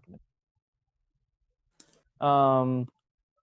Okay, then let's fuck with the salamanders. Let's take over 5 salamanders. By the way, if salamanders are typically level 0, so if you want to summon 25 fiery salamanders that are level 0, that could cause more chaos than controlling 5 of them. 5 of the ones that are level 3. Especially since you don't have to control a creature for it to cause chaos. Oh wait, my fuck. You're actually joking. I forgot mass summoning requires you to be so much fucking stronger than it. Yes. I forgot about that. You need to be of a much higher level to be able to use it correctly. Darn it, I thought you had like the mass summoning thing. I was like, oh, no one has used that for one of my characters. Exciting. I like if it ever came up more, I would, but it never really comes up that much. Wait, Simon, I have one idea. Never mind. It's a Between Worlds and a creation. Never mind. I was going to suggest something. Go ahead. Okay. Let me think then. I'm sorry that this has taken a while, but I don't know the monsters. What could that? Like as I've been trying to tell you, like it's not necessarily the thing of this crisis that your character can have the most impact on. I mean, okay, that's the thing, though. It is though, because like, I'm a summoner. If I'm fucking with wizards, I don't really know that much magic, and I risk my own fatigue and Xeon messing with it. But like, if I'm going to cast something that deals 40 damage, I'm risking failing by 3 or not passing by 3 or more, taking fatigue, and the spell not even working. Yes, but that doesn't mean you can't use your summoning powers to deal with mages. Or whatever. I just don't want this army to like fucking I don't know. I understand. There's no problem.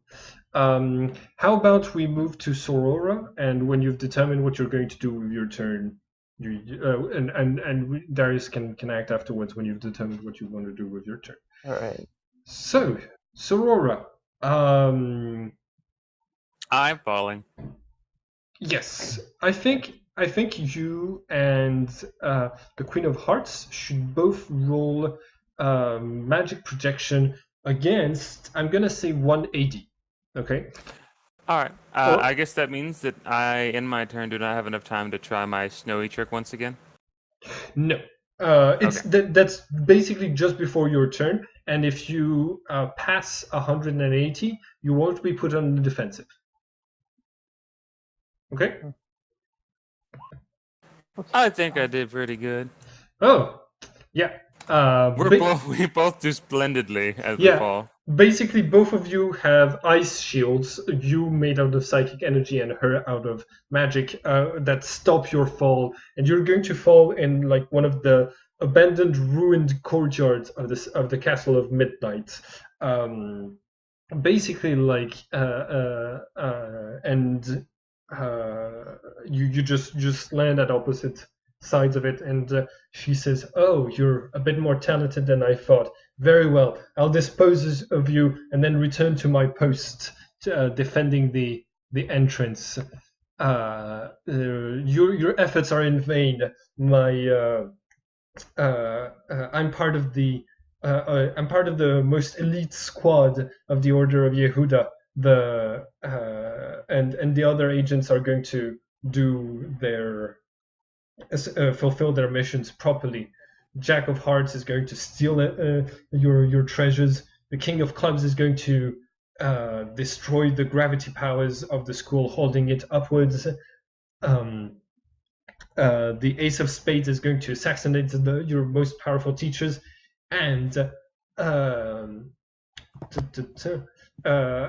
Royal Flush is going to make sure that your alliance with the Castle of Midnight is completely broken. Do you have no way of stopping us from succeeding, little boy?" I have a question. Was this did someone use telepathy on her, or has she never heard about subtlety? She is not a subtle character. She's very proud. I have a weird, I don't actually think she is insufferable, but this seems like a character that could potentially have that. Definitely. No wonder why my character attacked her. Piss him off. Yeah. Basically, the entire squad of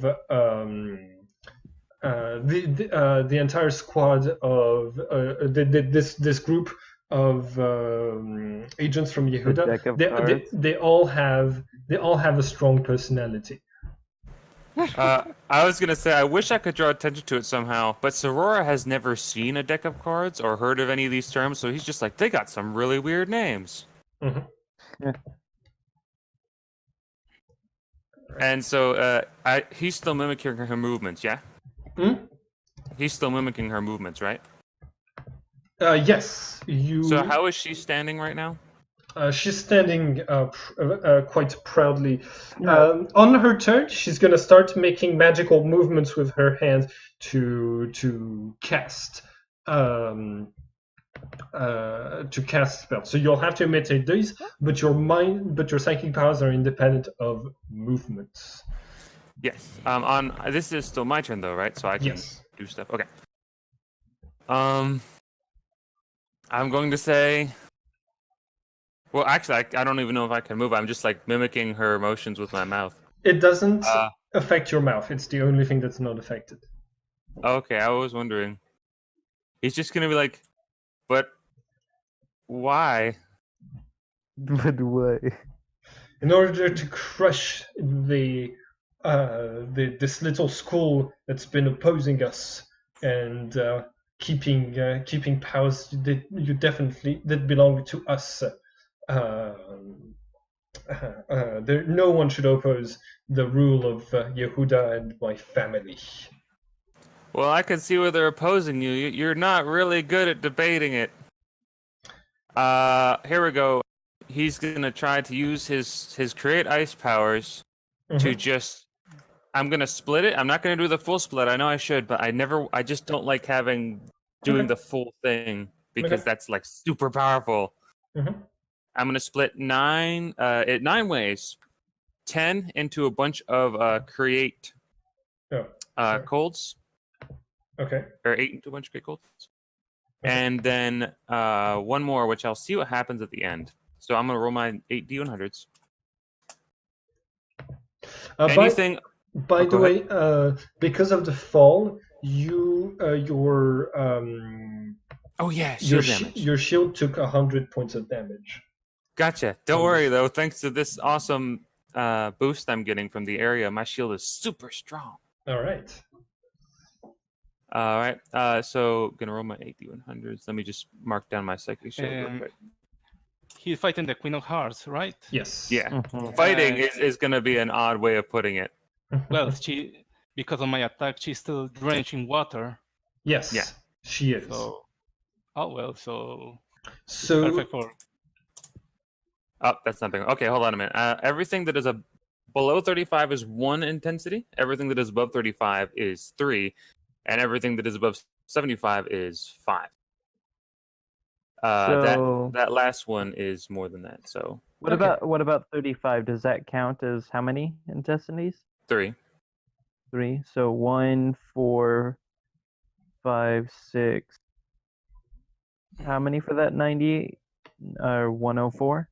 That gives me 104. So that brings me 2. Very difficult. So that's 7.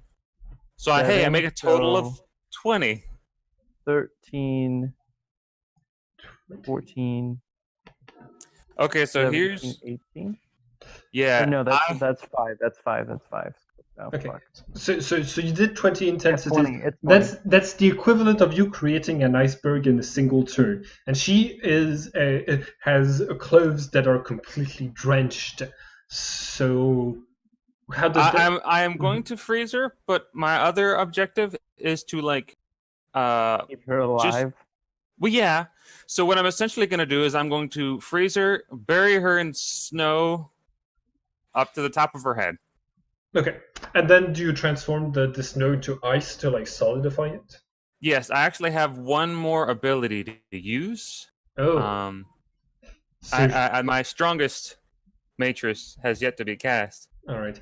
And I'm just one thing. She can. Oh wait, no, she doesn't see psychic. Okay, she can still try to use her magic shield to block the snow from your psychic powers from touching her. But she does not see psychic powers, so she's going to have a penalty defending against this. Could you roll a projection for me, please? Yes, though I would like to say that he doesn't necessarily just create the snow around her. He's gonna like create it in the sky and just let it flop on top of her. That's good. You could make that like that's up to you. What you want to do with that? But then it will be very easy for her to defend against it. True. So yeah, Well, just. I figured it would be easy for her to defend against, but unless she can move out of the range, she's still going to be surrounded in piles of snow. Yeah, it's just that her shield is like she could be basically free to move inside of an iceberg that you've created in the small bubble that her shield protects. If you don't want to roll projection, or no, actually, I was hoping for that so that she wouldn't suffocate. Okay, all right. So you don't have to roll projection. She is able to like protect herself. It's just that her ice shield is the only thing that's allowing her to keep on moving. Right, and then I'm going to encase the entire thing in ice except for like maybe an air hole at the top. Here's a goofy question: would it be better to do another bigger create chill to encase it in ice, or should I like try to cast freeze on it? If you want to be able to maintain the power in question, you could just cast and maintain a single one of them to like keep it super cold. Yeah, I'll do that. Okay, so that's basically if you want, you can just maintain the one power that has the highest potential. There we go. The one that has the highest potential. Actually, it would automatically go back to 180, which is 10. Mm-hmm.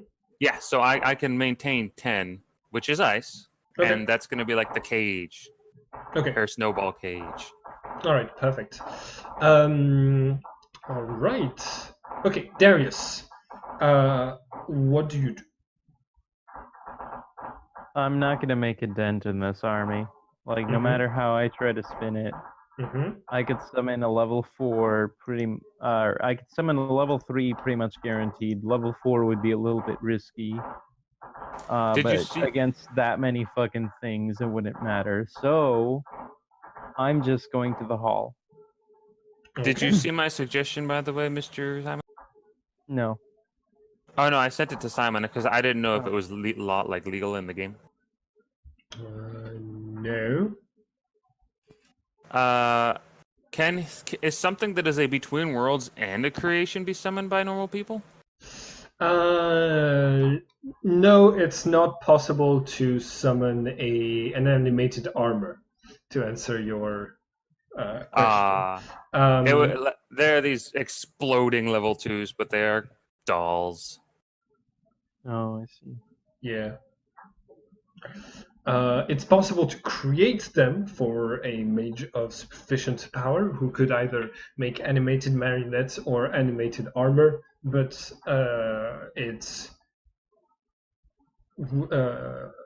it takes some time to do. So Darius, you're going to make your way towards the hall, and while you're walking there, you basically have the vague sensation of like Leaf of Age being dragged and asked where you are by the headmistress, who's like she's trying to find you and bring you back to the safety of the school. You make your way to the hall of Hingham, and he looks sober and depressed on his throne when you enter, and he says, "What is it now? I don't have time for those childish games. Oh, you even look like a child." Well, they all do to I me. nod.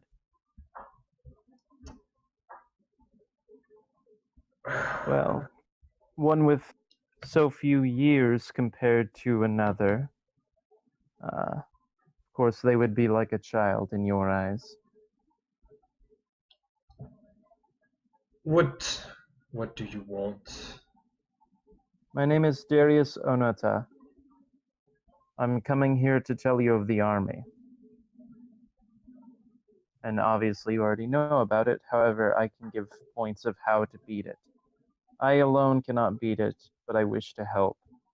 I'm from the school, and I don't believe that the army is from the school necessarily. It's tied to it magically, however, I believe that we have spies on the inside, Hmm. and thus I want to stop it. I believe that this is an unjust action, basically framed to look like it was meant from the school.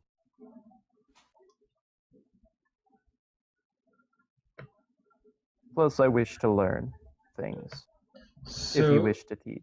he gets up from his throne and he starts basically walking towards you. He says, "So you." Um, the headmistress Gervius saw that she couldn't convince me, so she sends a child to do her job. Is that what this is? Trying to stall me while the army attacks? You know, Quite the contrary. I'm not known for my mercy, child. And he's No, I walking do not towards. wish for mercy. Can you roll for persuasion, please? Gotcha. Fucking Christ, of course I fucking roll low. God damn it. If we had nature, I'd be able to open roll off of that, which is fucking awesome, but... But you can't That's open really roll. high nature. You can't open roll with your character. Oh yeah, you're right. You have unlucky destiny. Yay! Okay. I just have to roll low when it actually matters. Mhm. The group of players is much more split than what I was um, anticipating, but it's fine. I've got an idea for this. Okay. So yeah, he um, basically he's walking towards you, and he and when like at quite a pace, and when he gets near you, he doesn't seem like he's going to stop. So like, does your character start? And he's very intimidating. So do you want your character to stand his ground? Yeah. Okay. Go ahead and roll composure, please. Yay! Because I haven't gotten a roll. I haven't gotten a level. I haven't been able to fucking put anything in it. Well, this is only our third game. Yes. I know. And I've been Um, trying to since he was like, "Oh, you need to roll composure." Composure's important. So yeah, basically, like he you can feel this like necromancy aura coming out of him, and you take a couple of steps back until like you it's almost like as if he had the combat aura from the keep house, until like you fall into the snow outside of his hall, and he just stops looking intimidating and just laughs, saying, Composure, the thing that makes you stop being your character. And he says, you are really afraid of me. So this is really a stressful situation for you, and not something planned by the headmistress. Interesting. Okay. The headmistress is trying to take me back. That's why she took my leaf of age. The person that was speaking in the hall. So, I'm trying to deal with this shit. I'm an independent. I merely study there. I have no loyalty, you could say, to one case or another. I merely wish for knowledge, and wherever I can get it. maybe you could stay here and learn from me then. But here's your headmistress landing right now. And you both see the headmistress landing near where Sorora is. She lands next to you with Leaf of Age still in her grasp, and she said, like, with not a lot of effort. Basically, she just fell from above and arrived on the ground. Turns to you, Sorora, and says, and points towards the iceberg and says, "Did you do this?" Yeah, but she's fine. I didn't hurt her or anything. I promise. Good job. She knocks on the ice and says, "Whoever you are in there, we'll let you out if you. I'll come back and let you out if you release my student." And immediately the spell that's on you gets released, and you're free to move again. Oh. All right. Go back into the school and go back into the school and go to your room and stay there. Okay, but I am gonna need a little while before I can actually remove the ice. It's okay. That's completely fine. Okay. I will go then. And she tells you, in fact, just hold her in the cold for a little bit longer. All right. Tell me somehow when you want to let out, and he will stretch his wings and take off into the sky. All right. Wait. And then he comes back. Where did you get Darius? I've got his demon who's going who got you into trouble, and I'm going to find him and bring him back to the school. Don't worry. Darius is right over there. And he looks to where Darius was left. Okay. And he's She- like- The rooftop. Yeah, the rooftop. Yeah. uh, Darius no longer there. No, he's no longer there. yeah. Is Leafophage lying to the headmistress? Oh no, he's not lying because she would see through it. He's just not saying anything, like at all. Okay. Does he have any composure or not? Oh God, fucking damn it! I have no idea. You built him. I don't believe. No, of course he doesn't. Mhm. All right. We'll see about this later. New turn. Well, we're not actually in combat anymore, so No. we're going to go back to Adrian. Adrian, you are making your way towards the dorm, and I think that Sorora is going to basically catch up to you in the corridors because Sorora can fly faster. Yes, Sorora flies. Yeah, the shield is down, so Sorora, you're able to enter the school, no problem. Very good. Okay. For the purpose of reuniting the group, James, would you be okay with Darius being brought back to the school by the Not at all. headmistress? Hmm? Not at all. Yeah, you don't mind. This is fine by you. No. I'm saying I am not okay with that at all. Okay. All right. So you are. So the group is going to remain split. That's all right. We're going to do this first. So the two of you are in the corridors of the school, making your way towards dorms, and suddenly you both of you hear a voice that's saying. Fucking Jason. What is this?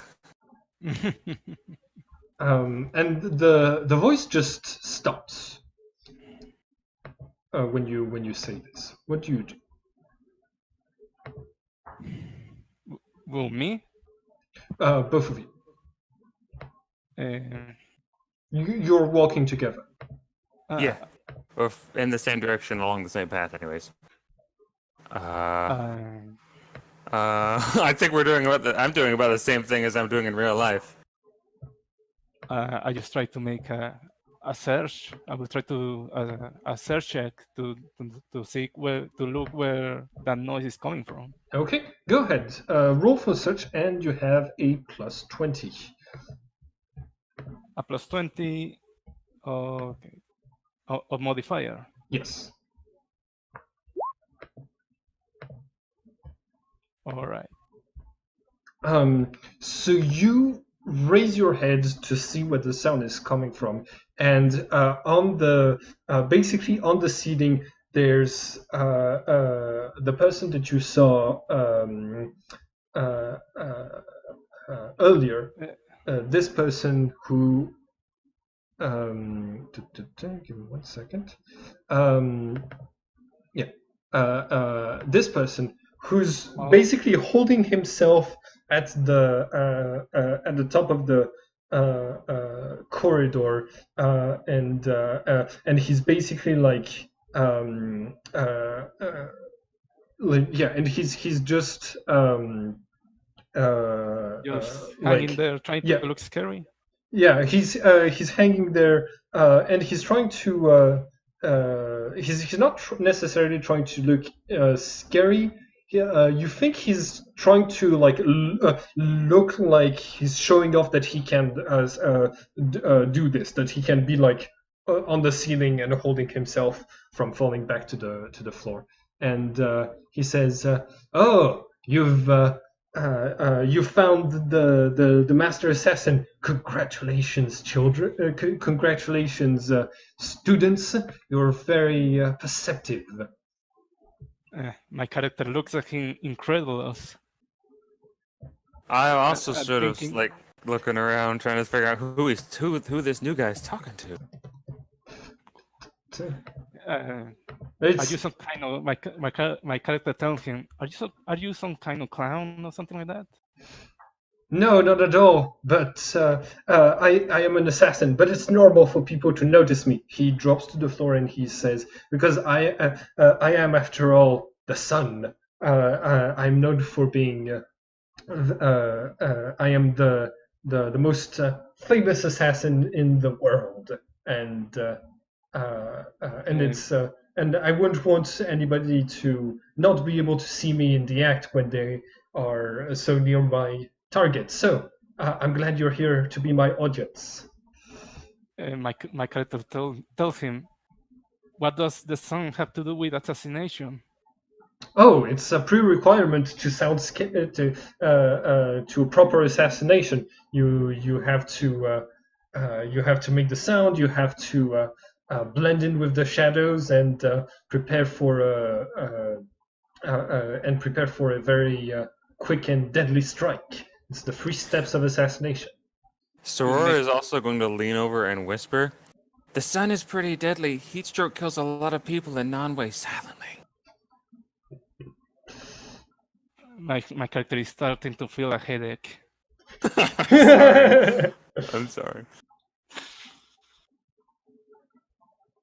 Is this true, or are you just making this up? Do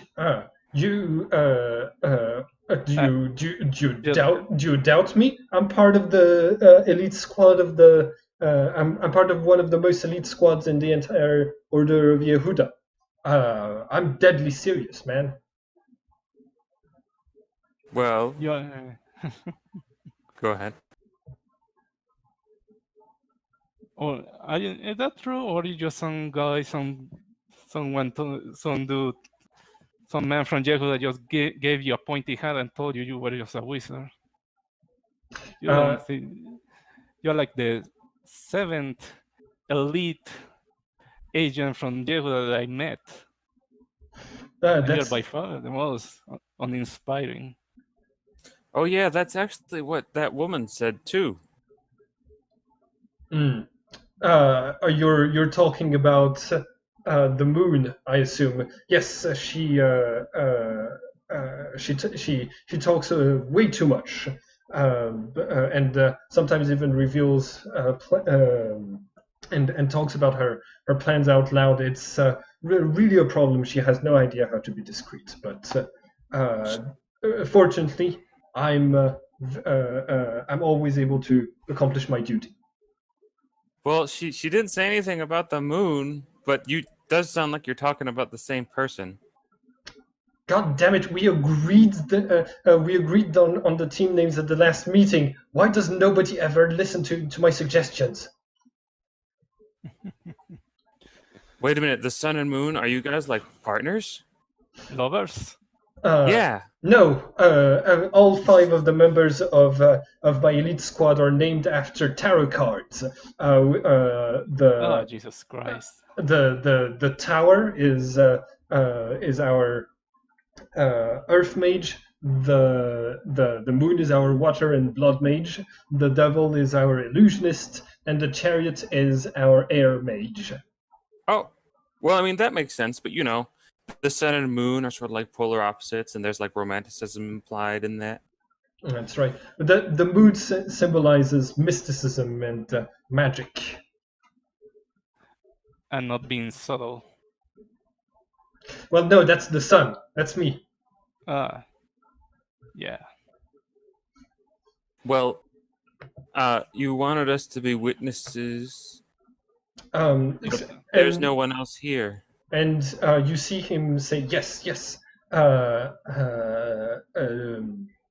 believe the bedroom of Mr. Of Magus is this room right here. I was just waiting for somebody to pass by here before I assassinated him. All right, here I go." And he starts to go towards that room. So roll initiative. Initiative. But okay, would you mind putting up a counter for me on that thing? Oh yeah.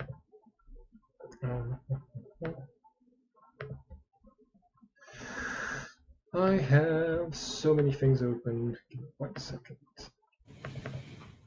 Good. Okay. Uh, um. uh,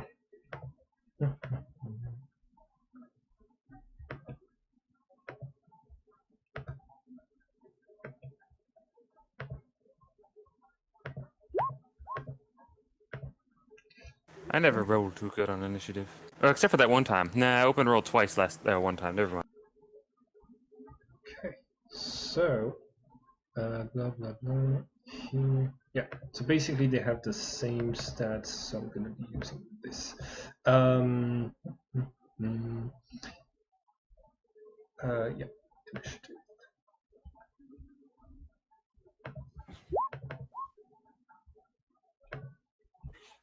Okay.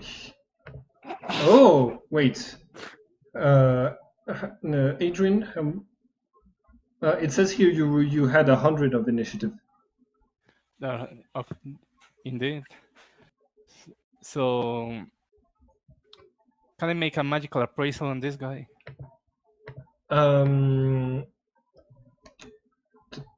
Give me just 1 second. You rolled 82. Yes. So basically, on his turn, he is going to try to he starts moving stealthily towards the door and opens it without making a single noise. Yeah, go ahead and roll magic appraisal. All right. Okay. He has a couple of spells on him, spells that make him very hard to detect magically, and spells that help him with that basically have the shadows covering his body, making him harder to see. So he's harder to perceive both visually and mystically, thanks to his thanks to these two spells. They are both darkness spells. Well, there is nothing else I can do but start accumulating. Okay. All right. Sorora, it's your turn. What do you do? Sora bats his eyes, entirely unsure whether to be truly threatened. Though this guy is very quiet when he isn't talking. He's going to use his potential to create chill. Okay. Which is his favorite thing. I know. I'm sorry. Mm-hmm. Just one. He doesn't get the bonus this time because he's not outside. Oh, Yes. but he does get a big one. Open roll. You've not been doing very much fire. Well, no, because when I was outside, fire would have burnt me out. And also, I don't really have my spells on fire are create fire, which is good for lifting and melting and stuff like that. But I didn't really want to do any of that. Okay. So I don't have any fire attack abilities, even though that's the thing for it. So how much intensity does is this? That is 13. So ice plus. And he is just going to very quietly, without saying anything, ice the floor as the guy walks in. Oh, that is good. Okay. So that is going to require an acrobatics check on my part to avoid falling. Give me just 1 second. Yeah, so technical. Okay. It's going to be a difficulty 120 to not fall and cause damage because of this. Ooh, I miss it. Yeah, he slips on the floor and he starts to slip on the floor and he crashes deeper inside of the room. In fact, you can hear some. You can hear something breaking, like something made out of glass breaking inside of the room. I should have thought that out better. No, actually, I really like how you're using your psychic powers to in ways that don't necessarily need you to use your projection, but that just have like an interesting effect due to how it interacts with the environment and stuff like this. He's gonna run forward and peer inside. If I can claim that he uses his next action for movement. Okay. Yeah. Is Magus even in there? Yes. Magus is like slowly emerging from sleep. He must be quite a deep sleeper because the alarm's been going on for a while. And he is he sees this person who just broke into his room, and he's saying, "Are you one of my students? It's okay. You can give me that paper tomorrow. It's fine." Sir, it's an assassin. Okay, so on his turn, he's going to cast a Spy of Light, making Also, the floor is covered in ice, so don't step on it. All right. He says, "Okay, wait. I just woke up. I'm not really a morning person." But yeah, basically, he makes an eyeball made out of light appear in front of him, and that starts to you know how like aliens have beams to scan things in media, Yes. like beams of light. It starts to scan his tattoos, and he's going to start like casting something. So new turn, new initiative. Sure. He's gonna start casting this turn, basically.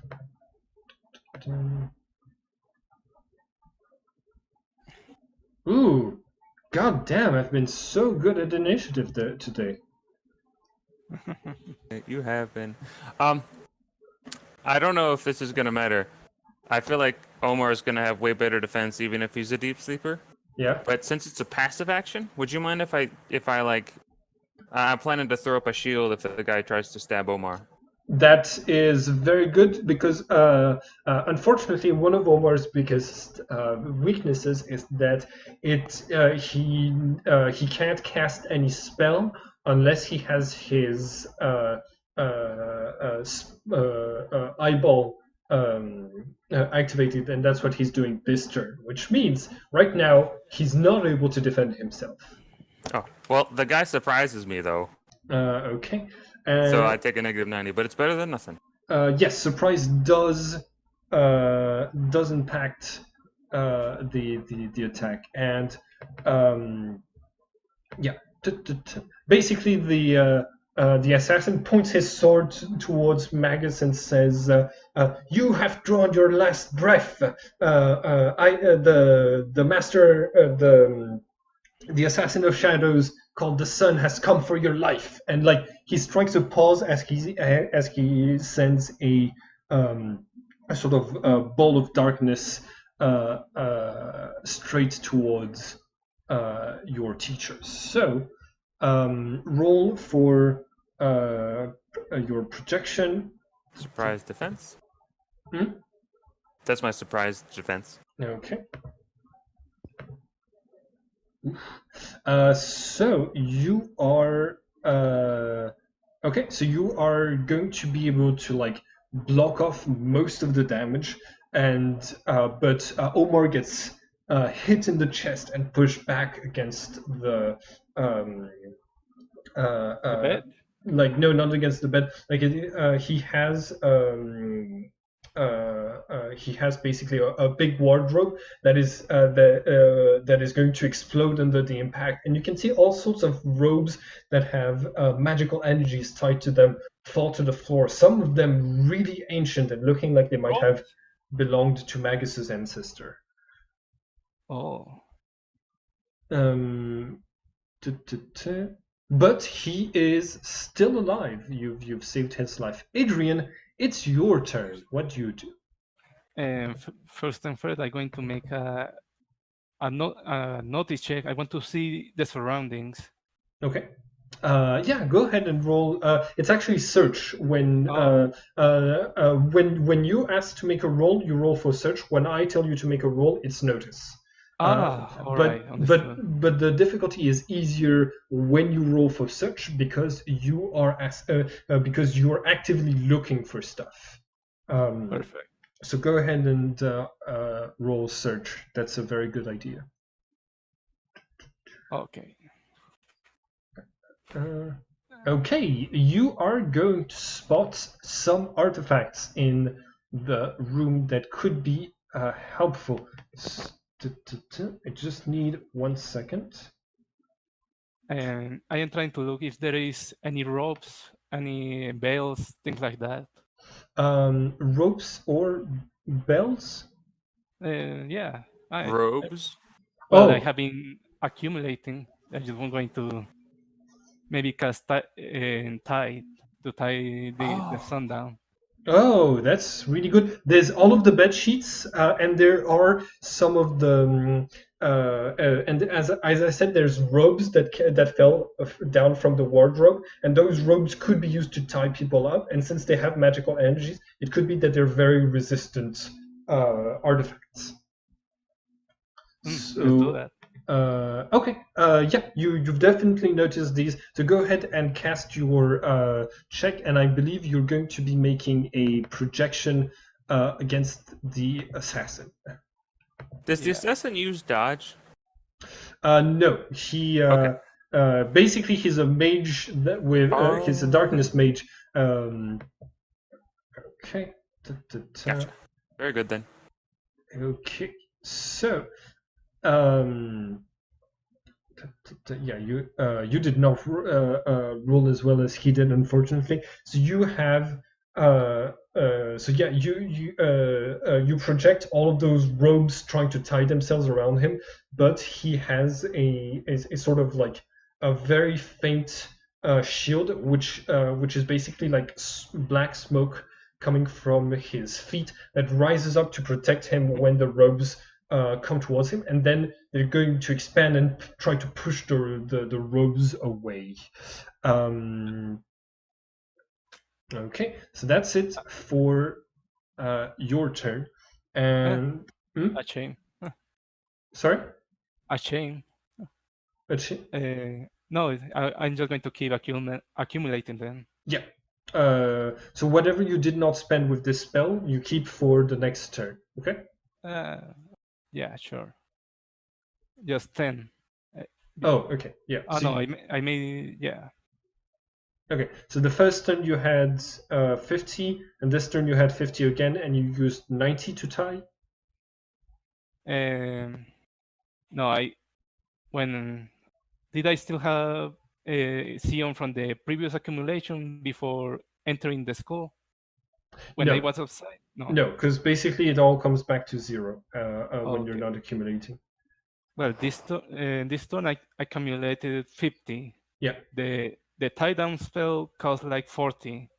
Okay. So now I only have 10. Oh. All right, but you give me 1 second to figure this out. You had you had the previous turn where you had already accumulated, which means that you have another 50 that is prepared to be used into spells. So if you want, you can try to tie him again. Oh. For another 40. Yeah, let's do that. Okay. Go ahead and roll your magic projection. Understood. Oh, this time it works. Okay, what are the effects of the spell? Let me see. I'm going to translate because mine is in Spanish. So here's what it does. If it's if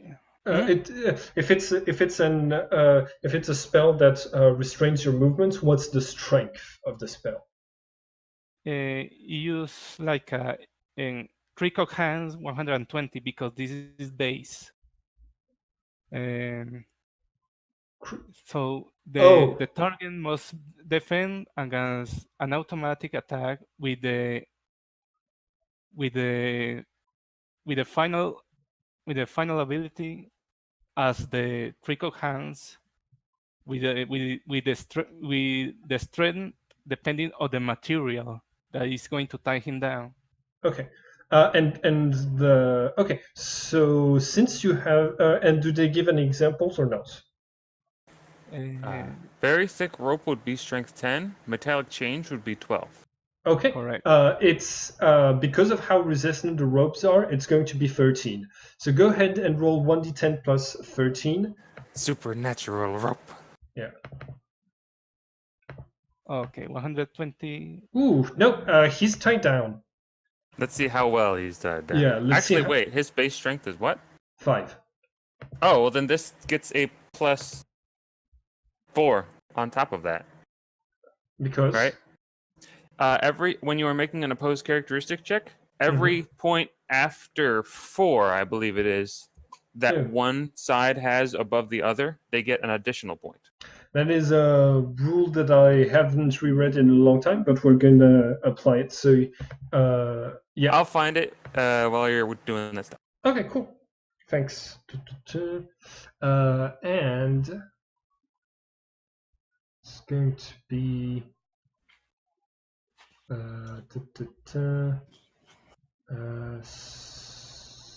take down, knockout, put at the weapons point, or disarm, area attack.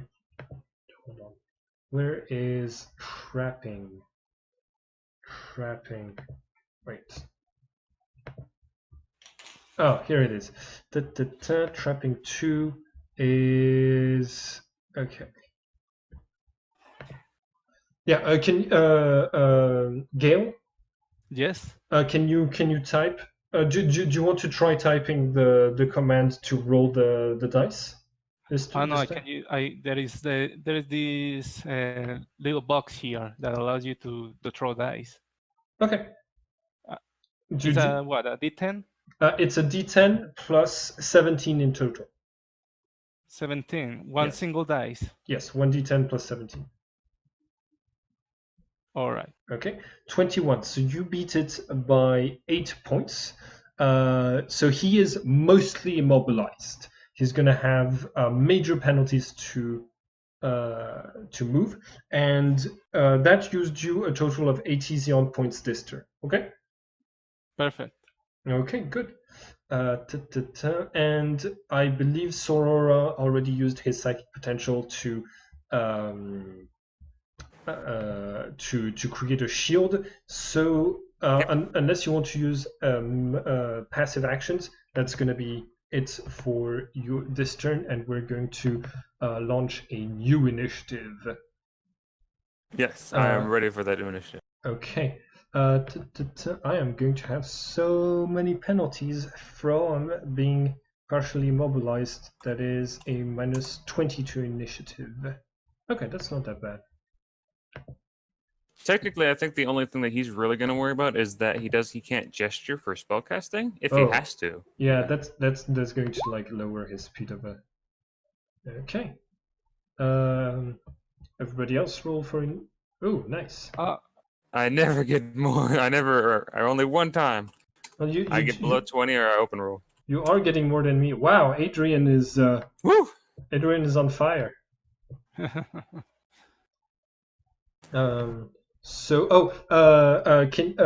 When it's green like this, you have a chance of surprising the opponent if you open roll far enough. So normally, you'd roll 1d100 plus whatever you've already cast. I'm gonna like do it for you.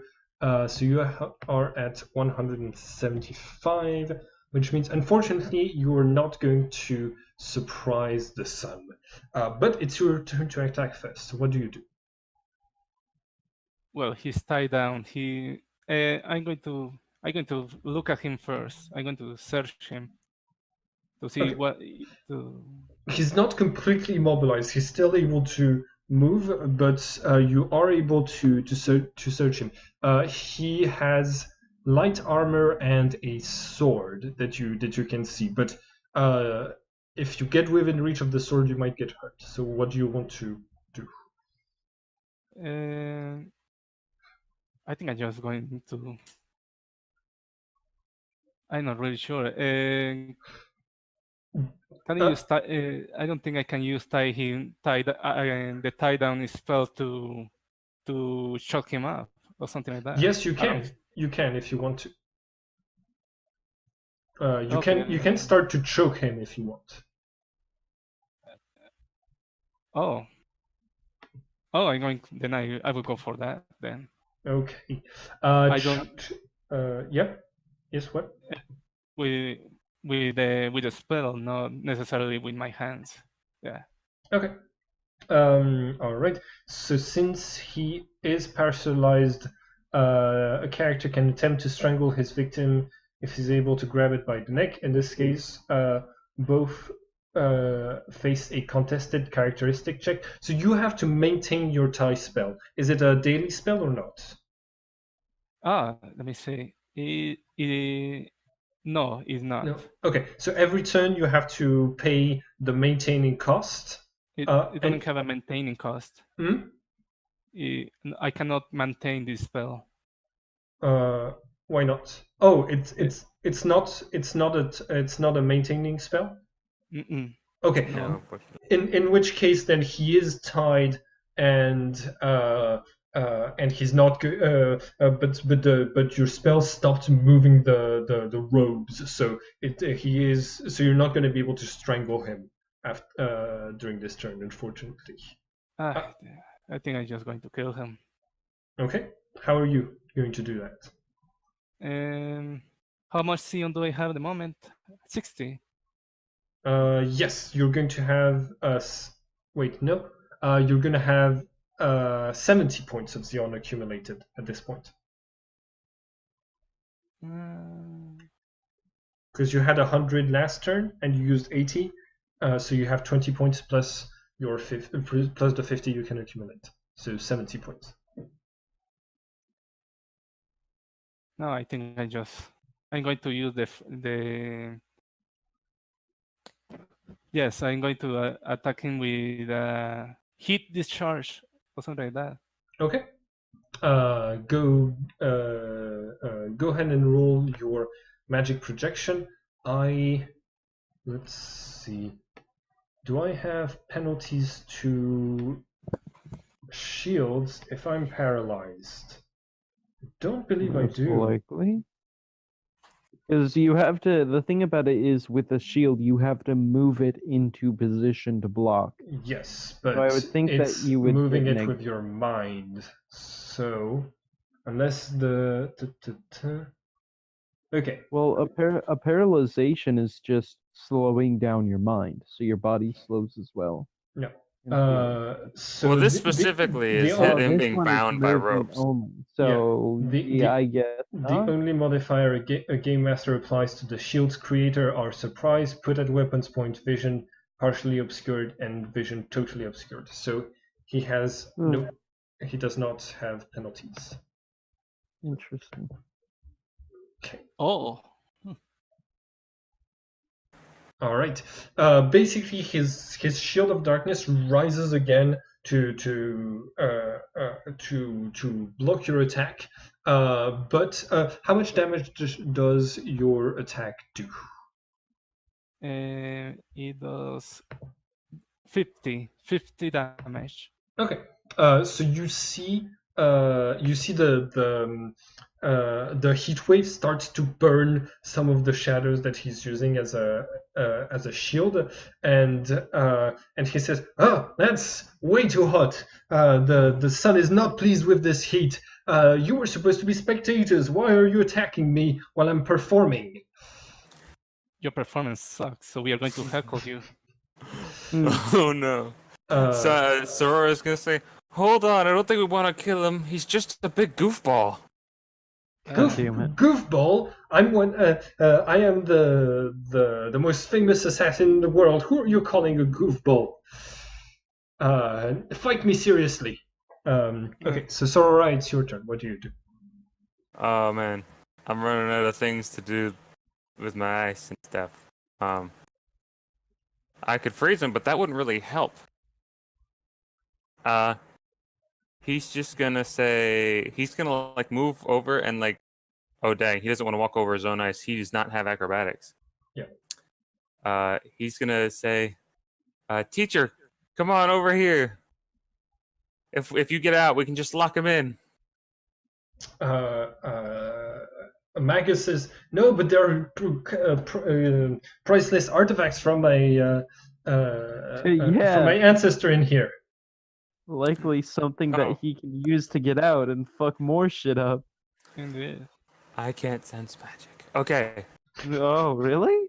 No, Sorora does not have see supernatural. Oh. It's a first for our games. Actually, most of the students don't see the supernatural and are only able to detect powers that they themselves have. Which What the fuck? it's see supernatural is not as common an advantage as you'd think in the world As of players take it. anima. Yeah, Players take it all the time, but Yeah. In the world, it's very rare. yeah. In that case, I'm going to prepare like a shield to throw up in case anyone needs it, but otherwise I'm just going to say, you should probably leave and come back later. Obviously, this was just a fluke, and you'll look much cooler next time. god damn it. I'm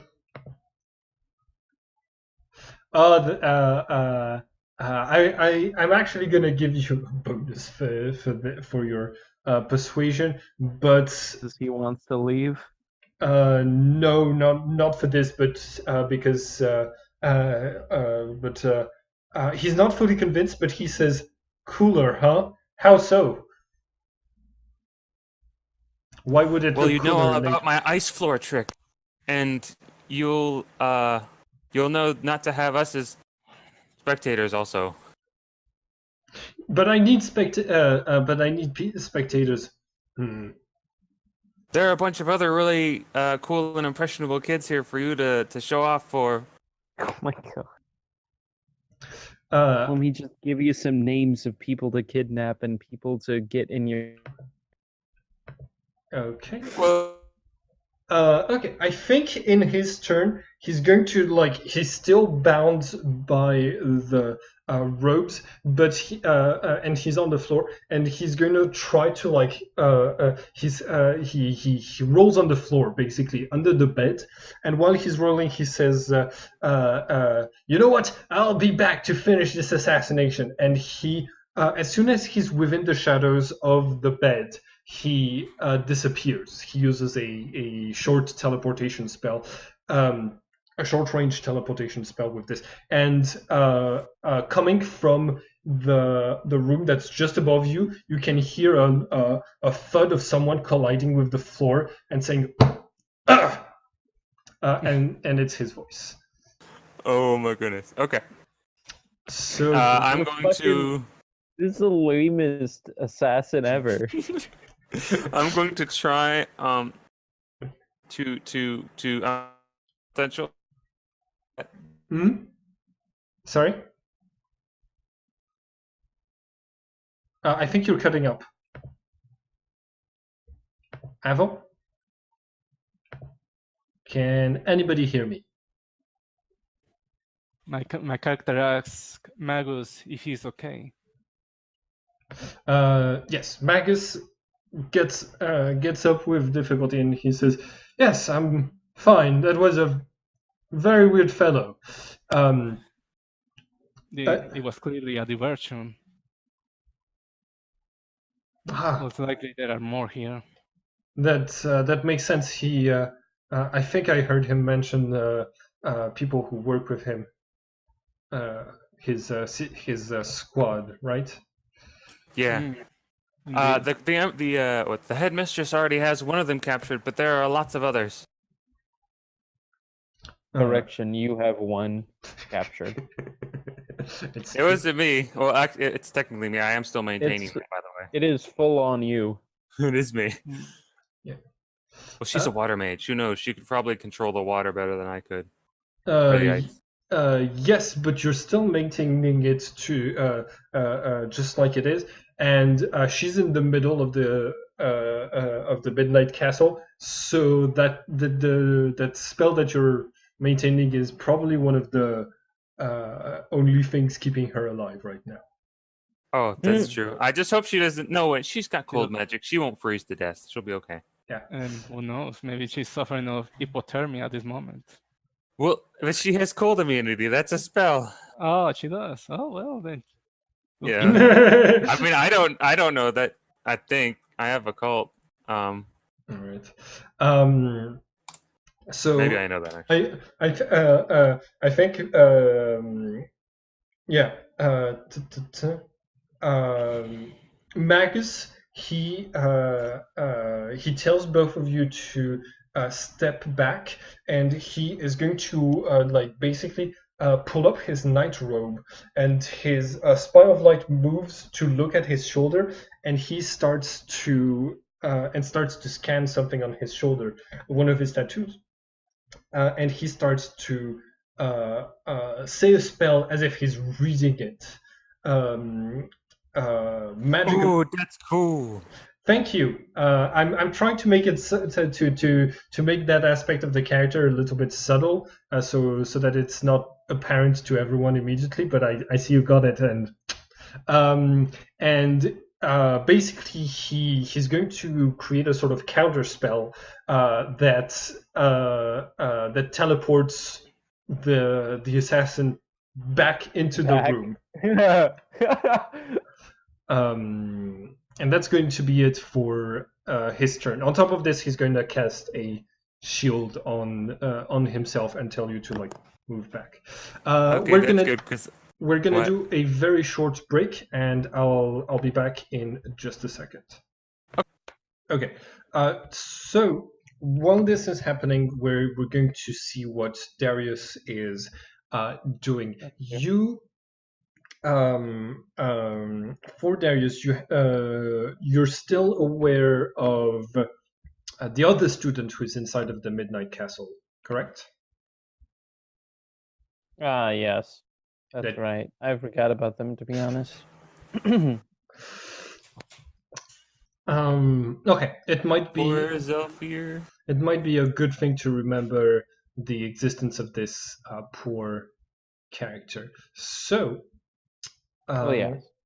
so yeah, I'm you're- going to Mhm. I'm gonna look at him and I'm going to say, you actually may have a student here who may be useful in this battle.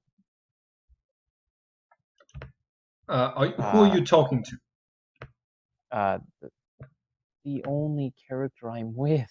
Okay, I was because Okay. because he's not his teacher, so that's why it know. was like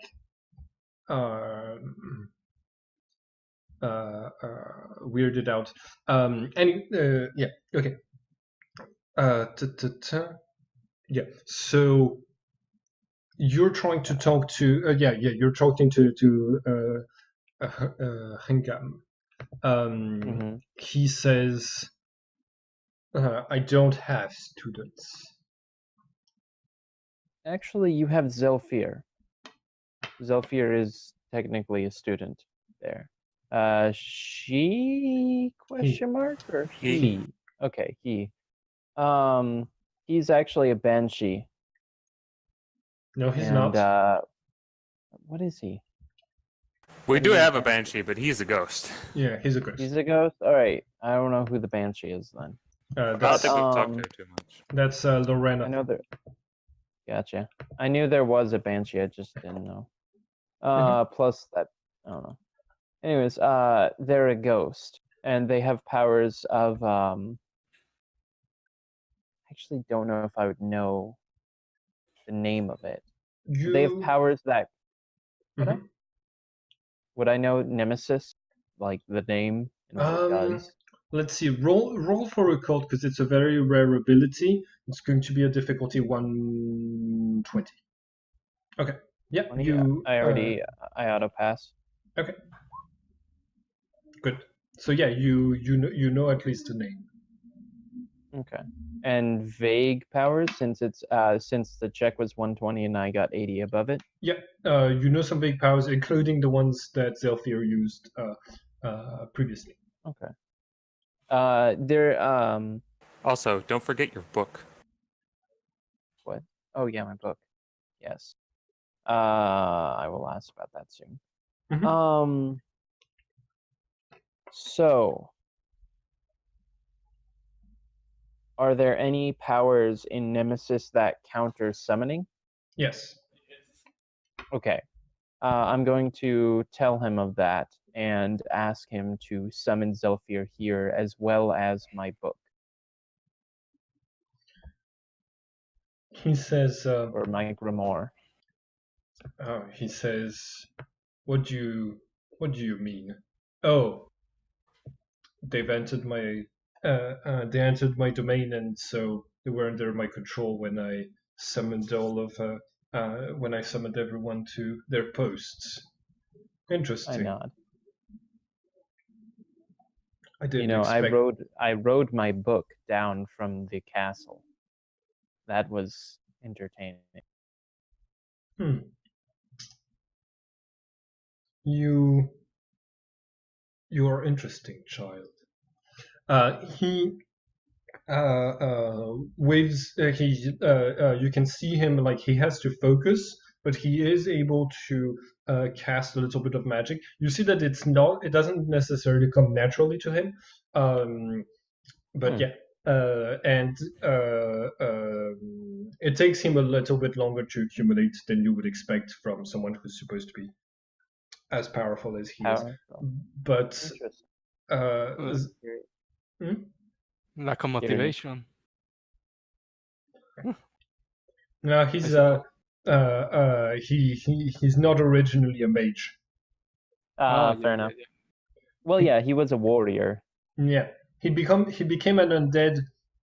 He's the only person who became an undead without any spells, just because he was cursed by fate, and then he was able to take some levels in magic and necromancy because you can take monster powers. Anyways, Zelfir, he says they're coming. Let's go and greet them in advance. And he starts to like walk towards there. You see a couple of like ghosts and zombies and messengers who come to him, and he listens to their reports, gives orders, and sends them. Basically, he is the orders that you hear is that he's saying anyone who breaks in, do the usual. Let all hell break loose on them. And yeah, you make it about halfway through to the distance between. Quick note. Yeah. Leaf of Age tells basically the principal, the headmistress that what is his name? Zelfir? Higram. Yeah. Higram has the castle on lockdown, and anyone that goes inside is kill on sight, pretty much. And then he shuts up again immediately after. Yeah. Oh, but that's a hint. Oh yeah. No, it's keep your fucking students safe. Don't send anyone in here. Mm-hmm. Plus also trying to protect Sayori. She was searching around the rooftop, and as immediately as she says this, as Leaf of Age says this, she turns and makes a beeline for the hall where Ringam is. Okay, you two. Where we're leaving? Yeah, the place from which you're leaving. You two walk in the snow outside, and halfway to the recruitment room is a small is a small courtyard where there's a giant iceberg surrounded by undead monsters who are like poking at the ice. The ice is very clear, and you can hear scared shrieks coming from inside of the iceberg. Hungam looks at it, has barely a hint of a smile, and keeps going. And Zelfir and your book come to you in the courtyard.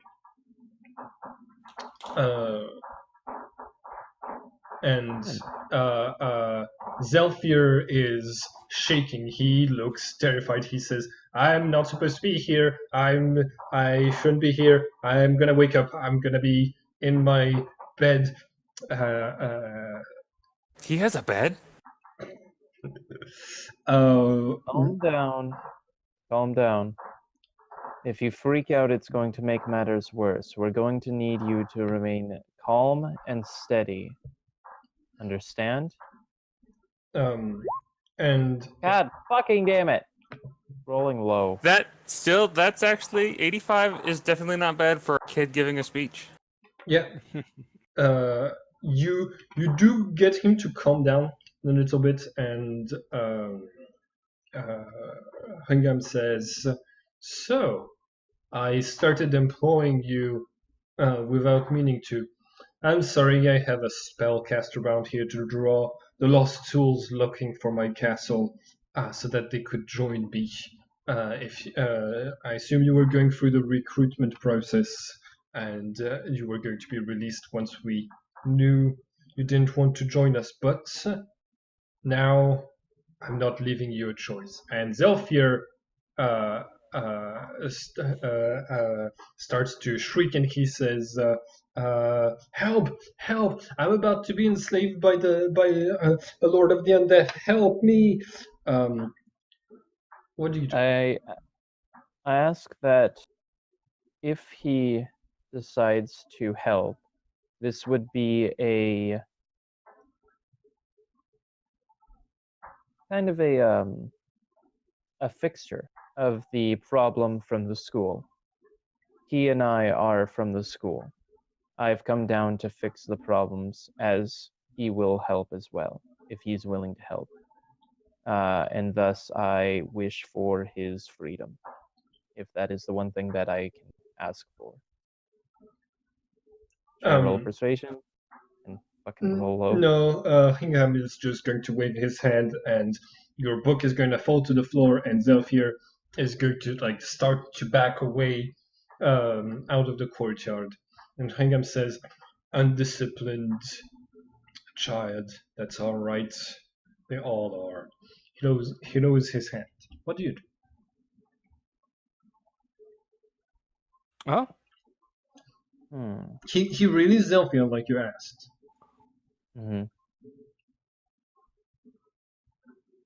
May I roll leadership to get Zelfir to basically come back and stand at attention? Or Yes. you know what? Actually, Zelfir has the disadvantage cowardice, so it's going to be hard to get him to do question. this. Mm-hmm. What level is Zelfir? He's an undead. Oh, you're right. I immediately thought that you were going to try to control him. Well, to be fair, it's for his fucking safety. Yeah. Do you listen? So- Your character might not remember that he's an undead and try anyways. Do you want to just? No, my character would know he can't control undead. Yeah, I think with a cult, you could look at this floating, transparent skeleton and be like, looks undead to me. Also, with actually, Hringham was just saying that he used his calling power on undead things. Exactly. Yep. Oh, that's a very high roll. You get Zelfir to. Oh wait. Oh. Hmm? Because I feel like the next roll is going to be shit. Oh my god! Oh. Yeah. Awesome. I cap at 319. No, it's a social skill. You can keep rolling. It's only physical things that cap really? at 320. Yes. Okay. There we go. 373. Okay. Yeah. You you actually get Zelfir to stand at come attention down. now. Yeah. He does it. Hinkham says, potential for a leadership position. I motion to Zelfir, you're a student. Act like it, not a coward. Now, we have to right the wrongs of someone inside of our own school. Understand? I understand. And he okay, it's around when his shouts finish attracting the headmistress, who enters the courtyard from the other side, and Hingam immediately says, "I thought you'd left," and she responds, "I thought, and you told me I was always welcome here, so guess we're both disappointed." She goes to Zelfir, and she goes to you and she says, are you all right? Did you get harmed at all, Darius?" No, of course not. All right. I grab Leaf of Age goes back into me. Leaf Okay. of Age does not particularly like being held, though. Prefer you not do that if possible. I think he and I will need to have a talk about his discipline, and you should probably be involved too later. Right now, I have things to attend to. She turns to Zelfir and she says, Milankor, I know it's hard for you to use your powers. I know it reminds you of your death. Do you trust me?" And Zelfir nods, and she puts her hand on him. And she starts casting a spell. And when she's done casting the spell, Zelfir disappears, and the headmistress starts to look more ghostly. She starts to look basically like a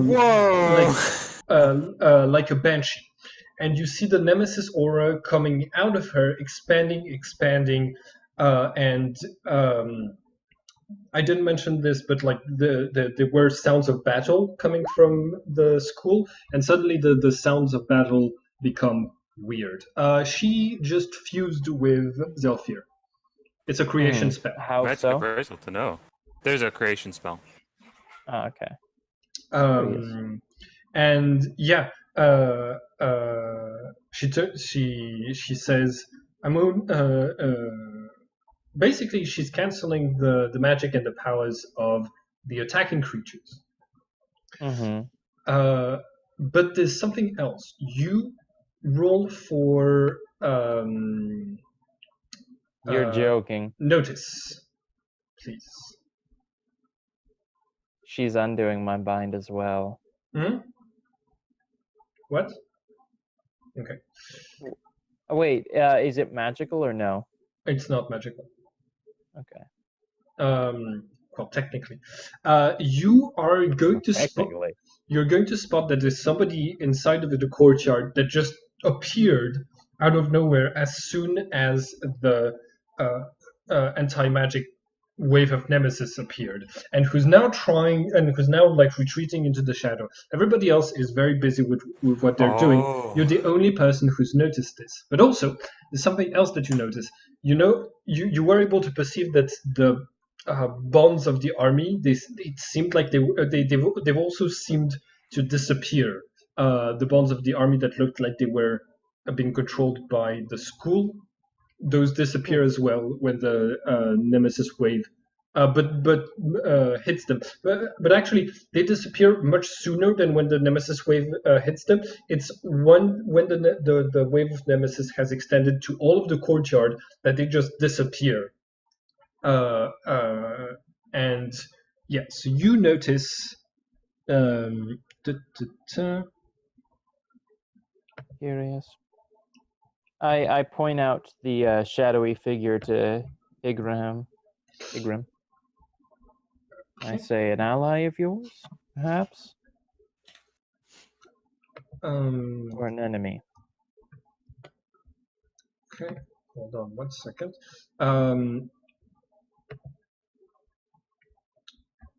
This is what she looks like. Oh wait, her name is still on the. She's cool. Yeah. No. It's question mark. It's question mark. Question mark. For me, it's question mark. Question mark. Question mark. Yeah. Oh, Pluto. He. Yeah. He says, like he, I don't think any of them noticed her retreating behind, like into the castle. Basically, like she was in the courtyard, retreated into the castle. You're the only one who spotted this. Yeah, and I tell Higram what happened. Okay, you just asked, is this a servant of yours? That's all Yes. you said. He he said, as I told you, I don't have any students. Now we're going to take a break from this scene, and we're going to go back to the assassination. All right. Okay, because Assassination quotation fingers. all right. So the sun is. So Omar made the sun appear before him, Yeah. or something like that. Yeah. Yeah.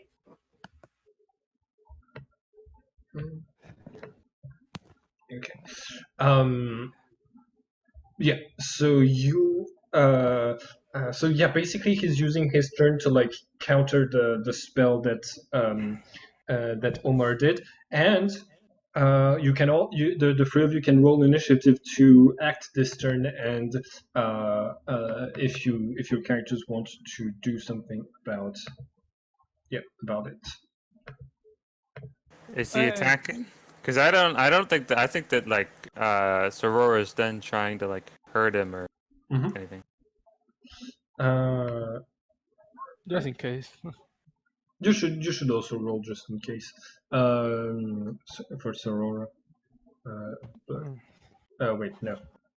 I rolled 79. This one and 154.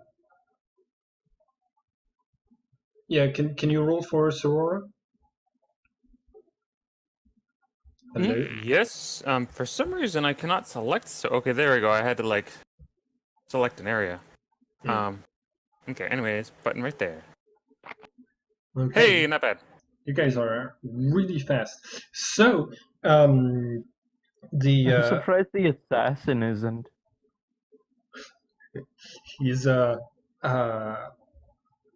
yeah, no, he's got the typical profile of a level 5 mage from the book. He reappears saying, "No, wait, I'm not ready. I'm not ready to perform." My character tells him, "You know, I have never met a normal assassin of Yehudah. They are always the elite, always the best. If this is the best, then that organization is done for." Wait, have you met other assassins from Yehudah? Like this is me. Well, this is like Sorora actually believing him too. It's nice because like I like how you're introducing your character like this. I like it. Yeah. He says, "It's fine. I'll kill all of you." So yeah, he starts casting. He's going to cast something on his turn. So, Adrian, do you want to do something? Yeah. How much Xeon do I have at the moment? No. He started to cast the sun. Yes. Is he casting or accumulating? He's accumulating for when it's his initiative. But it's your initiative before he's done accumulating. And how much do I have in Xeon already? Oh, if you kept accumulating, you had an extra turn. You should keep track of how much Xeons you have accumulated, because I can't keep track of it for everybody. But I think right now it depends. How much did the last spell cost? Did you use the heat wave? 60. 60. You had 70, which means you have 60 now. All right. Okay. I think I'm just going to knock him out. I think I am. Okay. I don't really want to kill him. So. By the way, you should keep track of how much Xeon you're spending. When you click on your token, you see the token right here. The blue bubble yeah. is the Xeon points that you have used. So far you've used 80 plus 60. That's 140. Yes. And how much was the water attack at the beginning? Oh, the water attack. It was like something around. Let me look here. 50. Okay. So you currently have 500 and you still have 570 points of Xeon. You have a big pool of Xeon. Yeah, you do. How much did you spend so far? I don't know, like seems to be around like what 200. You got Yeah. 80 from message. Did you spend message twice? You spent 190. Oh yeah. How much did he sent message once? How much did message cost? 80. 80, I do believe. 80. It's, Okay. it's expensive spell. Oh It yeah. is Yeah. for just sending a message. Yeah, but like if it has no distance, then it's pretty good. Yeah. Fucking Because- across the country. Hey guys, need backup? Yeah, that's pretty Start good. of here. Okay, so you have used 270 points right now. Okay. Yeah. Also, because you've had an extra turn to accumulate while he was gone, you have currently 110 Xeon points if you want to do multiple spells.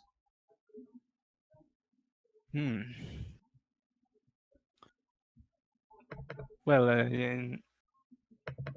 should I cast some kind of shield in case? Okay, so Magus has a shield on himself, and I believe, and does Sorora have shields on anyone? He has a shield on our friend way out in the snow right now, Darius. And he is also maintaining a ball of ice. Okay, He does not have a personal shield. all right. So strange. I forgot that you have a shield on me. And you can Huh? see it's because you still haven't finished your glasses to see psychic powers. Yeah. That's gonna take like a month, which we're only on day 3, I think. There's by the way- there's going to be more time between the adventure. Oh yeah. I forgot to mention, because I kind of forgot. When I moved into the shield, I lost my bonus to cold, and therefore the amount of abilities I was to maintain that ice wall with was decreased, so it is melting a little. Okay, gotcha. But it is in the cold, so it's like melting really slowly. Yeah.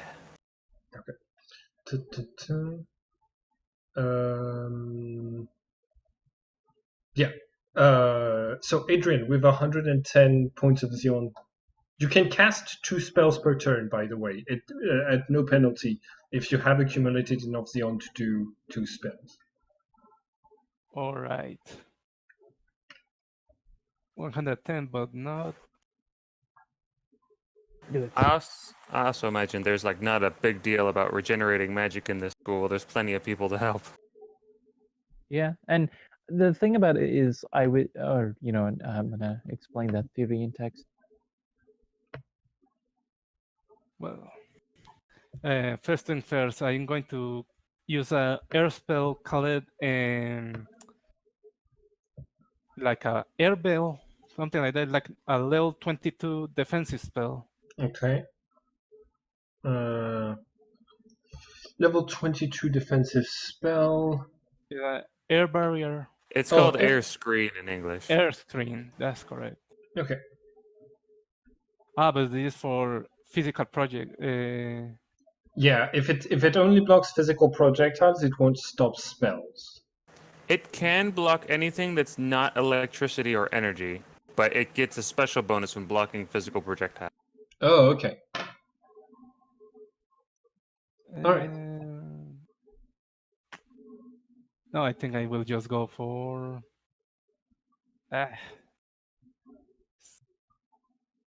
I have no way to. Oh, how about?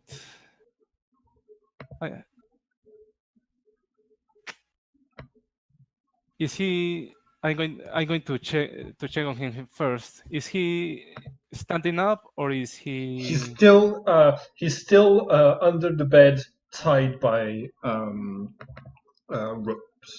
ropes.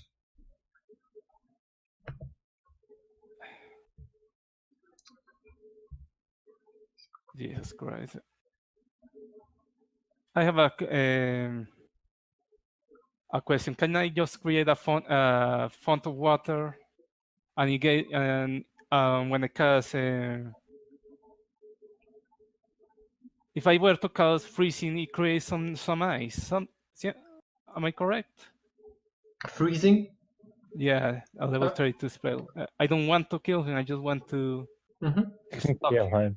Freeze is an Kill AoE him. ability, I will have to say. Oh, Jesus Christ! Yeah. You would get him, and you would kill us. We'd just get really cold.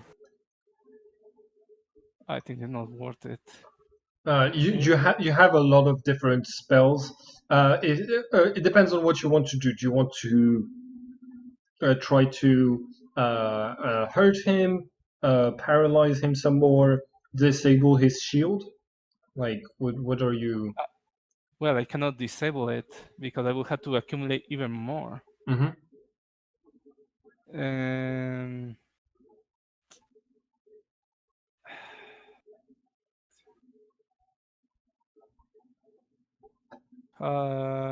I think I will just cast another.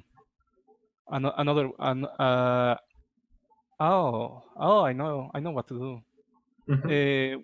I'm going to cast Water Impact again, but this time at an intermediate level, so 90 in Sion. Ooh. Okay. Do you have enough intelligence for this? Yeah. Okay, perfect. Do you want to like throw him out of the window? No, just against the wall. Okay. Oh yeah, you're trying to hurt him really bad. Okay. Yeah, just to knock him out. Hopefully. All right. Go ahead and roll magic projection. Sure. Oh, great job. Okay, yeah, you get past his shadowy tendrils of a shield, hit him straight up. How much damage do you do? 60 damage. That's okay, a lot. So 6 damage. Yeah, I'm going to take just 6 out of this. 81 and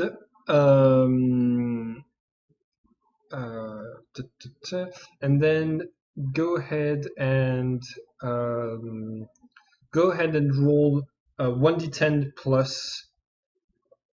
Let's see, what's the strength of the impact now? 10. Oh, Jesus Christ! Wait, You're throwing him against the fucking wall. Wait. Oh, sorry. It's 10 now that it's intermediate. Yeah. Yeah, that would make sense. How much was it before? It was like 5.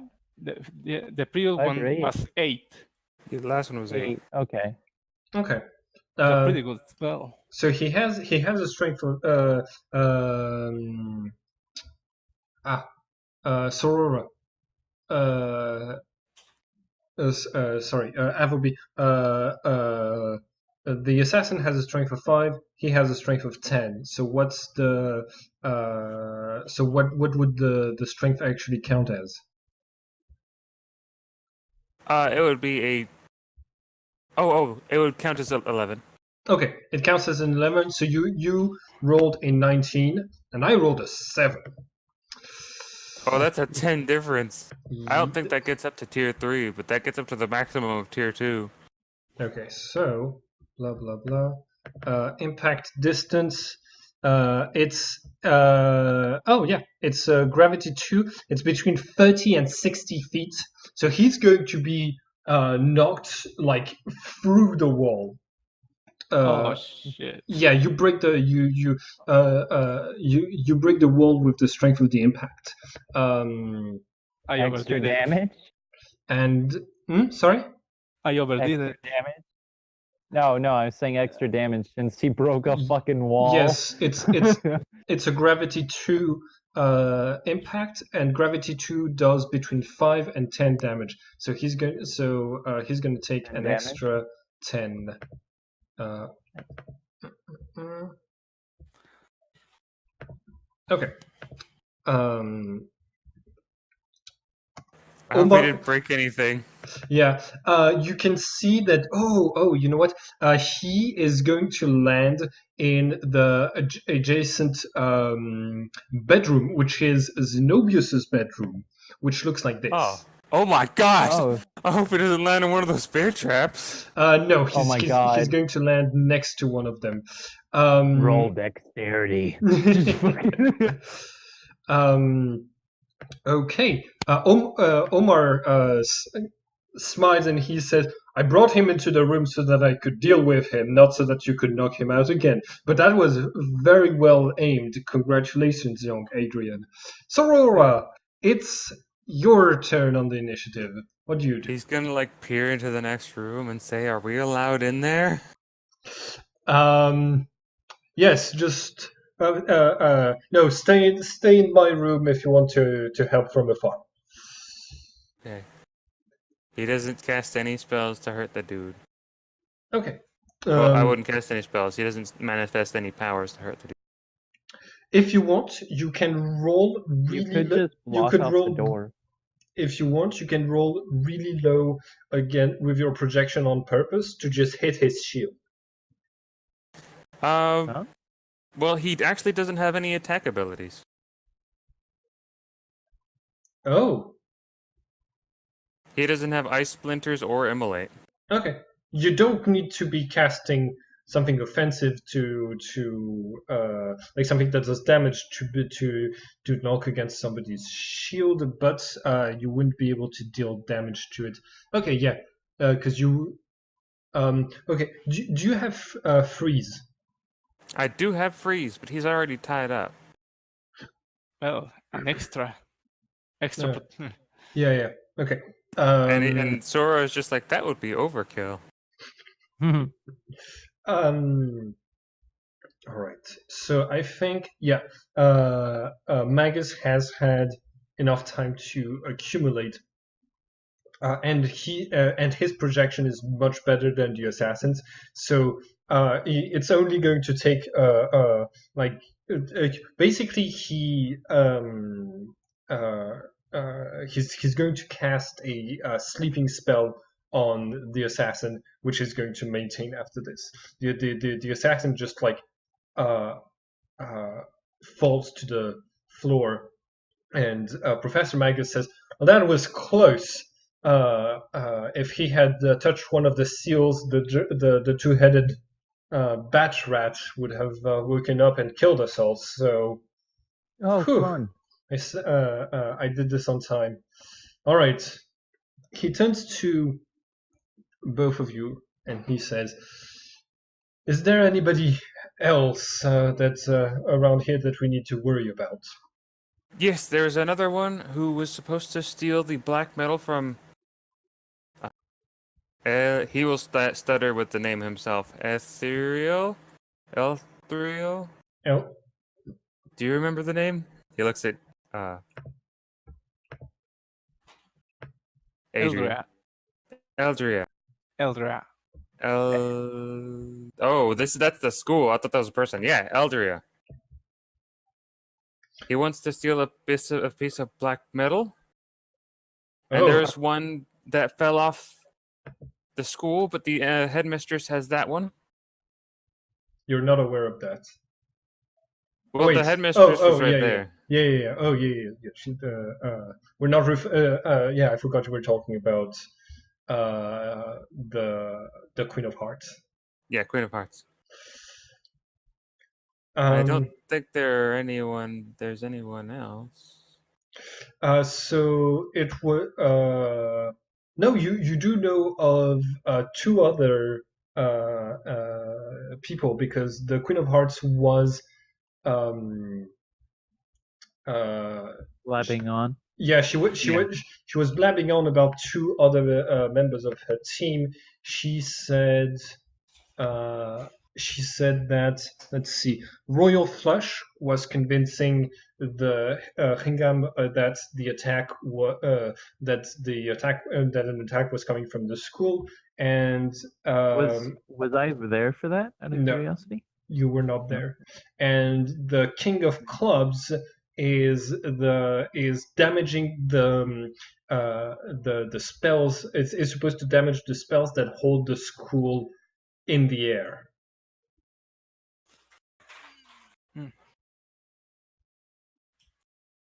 To Okay. be fair, they had a really good plan. They're just incompetent as fuck. He'll relay that to Omar, but also he will say that only these two had ways in. I think they stole our badges. Speaking of which, that guy has my badge. Right. Yeah, Omar picks it up and he's gonna give it back to you. The other one was Darius's, but he's still down there. All right. Listen, I'm going to go and try to stop the one who's stealing the black piece. The spells that hold the school together are very resistant. They've been holding together ever since this school was a battle platform for the Duxarist Empire, a battle citadel for the Duxarist Empire. So it should last, but he takes a knee so that he's like a bit lower than both of you, and he looks to both of you and he says, "I can't assure this with 100% certainty. Maybe the person who's going to make the school fall is more powerful than I thought. I know you're two very competent students. Can you help me here?" We have no choice. Is that, or we're all going to perish? Yes. I just need you to stall this person. Just distract this person as long as you can from destroying the school. That's all. Okay? Don't take any unnecessary risks. All right. He concentrates, and then he's going to put his fingers on your forehead while he's casting a spell, and you can see that like he has to raise his robe from his knee so that before he does this, so that the Spy of Light observes one of his tattoos on his knees, and then he casts the spells, and both of you know exactly the way to the supernatural engines who are keeping the school afloat. He gave us knowledge. Yeah. Indeed. Okay, can I get to it faster by flying? Yes. How heavy No, is no. Adrian? And is Adrian okay with flying? How heavy are you, Adrian? It depends. He like size 10. Um, So Size 10. It means that your character is between. Here it is. No, that's the base life points. That's the presence. like 40 to 90 kilos. Yeah. Do you need that in pounds? No, I can carry a little over 50 kilos. So, Adrian, how much in that bracket? How much do you weight? You weigh. I'm pretty sure my character is quite skinny, so I think he must weigh around 50. Okay. So yeah, you can carry him. Okay, barely, just barely. I think this will actually put me at like just about maximum weight. Mm-hmm. Okay. Or maybe I should just cast flight myself. Actually, that might be a good idea because if I carry you at maximum weight, I'm going to be slowed down. Yeah. So let's just go Okay. either on foot or you can fly. Yeah, I mean, If you cast flight, you have to pay for the price of the spell and then maintain it for 5 turns. Okay? Jesus. Mm. It It's I stinks that they made fly by turn instead of a daily like it was. yeah. And how many meters are we from that place? I'm very I mean, bad. I'm very bad with distances. you could just free fall it, cast fly about halfway down, and then just do it for 1 or 2 turns. Okay. Well, we don't even know Okay, if it's hold on. down. It might Hold be on. up. Okay. Because I have Let automatic transportation. let Oh. let me redo this more simply. Instead of being like under the school, it's going to be deep into the core of the school, but in a place that's still accessible to students. Okay, so not faster by flying because there's corridors that turn all the time. Okay, this way you're just running and it's much simpler. But Yes. it's going to be half a kilometer inside of the school. So if you want to teleport, Ooh. you can do it. If you want to teleport there immediately, you can do it. It's half a kilometer is going to be 500 meters. Yeah. Yeah, 500 meters. Oh well, I can make an advanced automatic transportation that's 400 meters maximum. So But I think that's only on you, so I could start flying that way and until I have to hit the and then you could teleport. You could also teleport. I believe you could cast the spell on Sorora and then cast it on yourself if you want to go Yes. really fast. Okay. But think that it's- takes a lot of Xeon. yes, 240 maximum. Don't worry about it. If you want to teleport yourself, I will book it. Or both of you or you can both run and get there at about the same time. Yeah, let's just. I'm just going to go running. Okay. 5 feet. All right. So you are running there. Let's move back for our last 15 minutes to Darius. Darius. Nobody seems to have noticed what you're talking about. What do you do?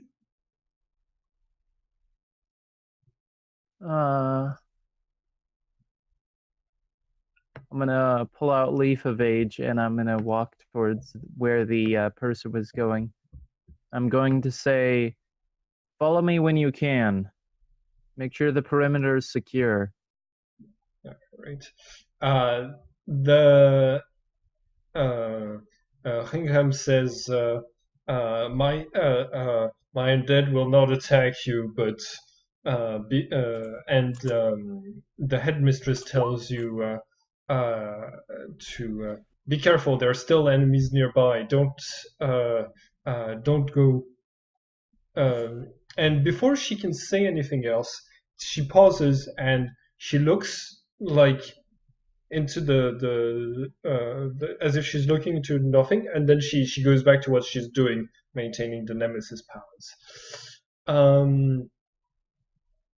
So what do you? Yeah, you head deeper into the castle. Yep, I'm following that person. Okay. You make it a little deeper into the castle, and you see that person is just like she she's hopping lightly in the corridors. You see some undead passing her by that don't seem to notice her at all, but they also don't seem to notice you at all since Ringam said that they won't attack you. And she's humming to herself. I have a question. Yes. Can she make an MR check Against. against Leaf of Age? He needs to eat. He needs to eat. And I want to make this real funny. Okay. I've never used this ability yet, so it's going to be real fun. DC 120. I mean, yes.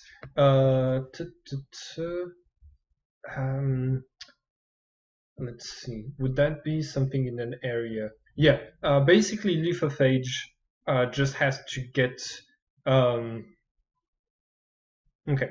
If you want to drain somebody's memory, Leaf of Age can do it by touch, for specific memories, or he needs to use his attack. He needs to land his attack to be able to do it.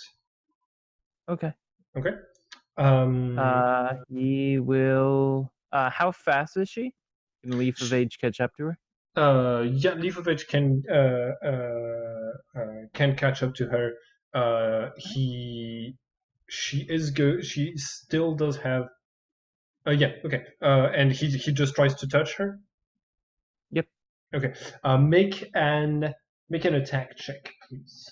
Oh, I thought that it was you can touch or attack, Yes, not both. But in order to be able to touch someone who Okay, has a shield, you also need to roll for attack. Of They course, would they be are surprised surprised. though, and I would be blinded. coming from the back. Yep. And yay! So many negatives. Like negative 200. Actually, that's a pretty good. It's a pretty good one. Their fucking defense is like 300. I'm like, what the fuck, dude? Which hopefully we will not have to worry about. Fucking hell. Rip. Okay, good. All right. All right, MR check 120. Okay. Let's hope that they also fail that. They rolled pretty high on that check. So I need to roll 40 or higher. Nope. Oh, yeah! I rolled a 23. Okay. You are able to pull out some select memories out of her. You don't necessarily choose how many, but but Leaf of Age starts to feed. He's not as hungry. You're going to get the images of a dark room, a dark room with a round table and 5 people sitting on it. And basically, it's a mission briefing, and you you see the Queen of Hearts. She is holding a picture, basically in her hand, a drawing, and she says, "My husband, they killed him. They killed him by completely destroying his familiar. I want revenge. I want revenge at any cost." The last thought that he had in his mind was pulled away by one of our mages. This is the person who's responsible, and I will stop at nothing to kill this person. On top of this, we will destroy the school. And you don't recognize what this image at all, because it's neither Grievous nor you. It's not, but Leaf of Age in your mind says, "Oh, this is what I look like. Was I the last thing he thought about?" And they before they can move on with the meeting, like you can see that the 5 of them are planning, and the son says, "All right, we have to decide on a name for our team," and both Pluto, that's the illusionist that whose memories you're draining. She cast a spell on everyone in the room to make it look, an illusion spell, to make it look like everyone else was agreeing with their ideas for the code names. So basically, oh, poor son. That's fucking awesome. So basically, everybody made different suggestions, but she wrote it down and she submitted it. So you know that the Order of Yehudah, their real code names are Pluto, Mars, Venus, Mercury, and Uranus. But all of them think that they have different code names than they really do. Basically, one of them thinks that they're all named after chess pieces. The Queen of Hearts thinks that they're named after cards. One of them has all of them named after zodiac signs and tarot cards for the sun. So that's Yeah, I've had this idea for a really long time for a group of villains who can never agree on the code names, and I just wanted to play this with this team. Okay. What a disgrace. I think they're messing with us.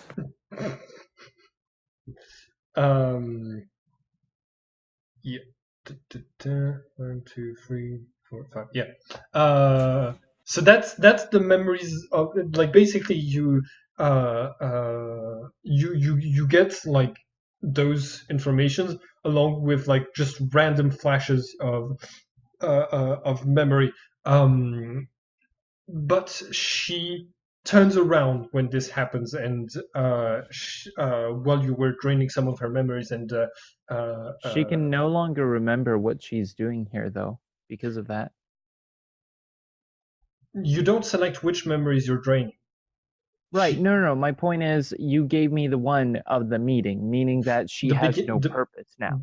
It was just the beginning of the meeting. She does remember the rest of the plan.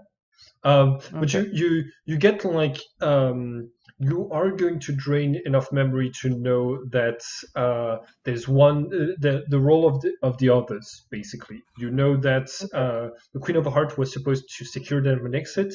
The Sun was supposed to assassinate some. The Capricorn, as he calls himself, was supposed to steal stuff. The other one is called. Wait, Capricorn's supposed to steal what? The Blackstone? Yes, steal the black piece of metal.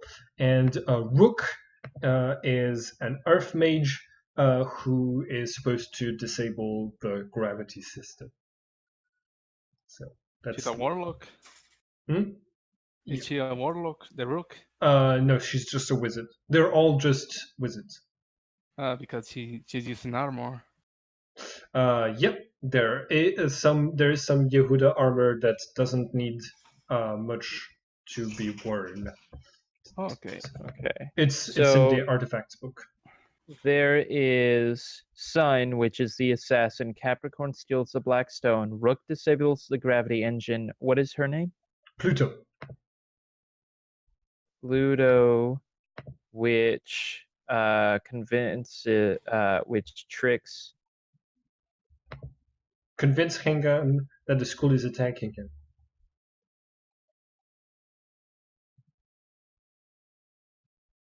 Okay, and I'm missing one, I believe, because there's 5 and I have 4. The Queen of Hearts was a block. There's like all 5 of them are in the folder called Order of Yehudah under Class 1A. Yeah. The Queen of Hearts was securing them an exit. Gotcha. Okay. So yeah, she is going to turn around and say, "Oh, you must have resisted my illusions because of the nemesis. Well, it's okay. I can toy with. I have a little bit of time to toy with you." And I think it's 2 p.m., so we are going to stop here for today. I'm going to give everyone experience points. You all get...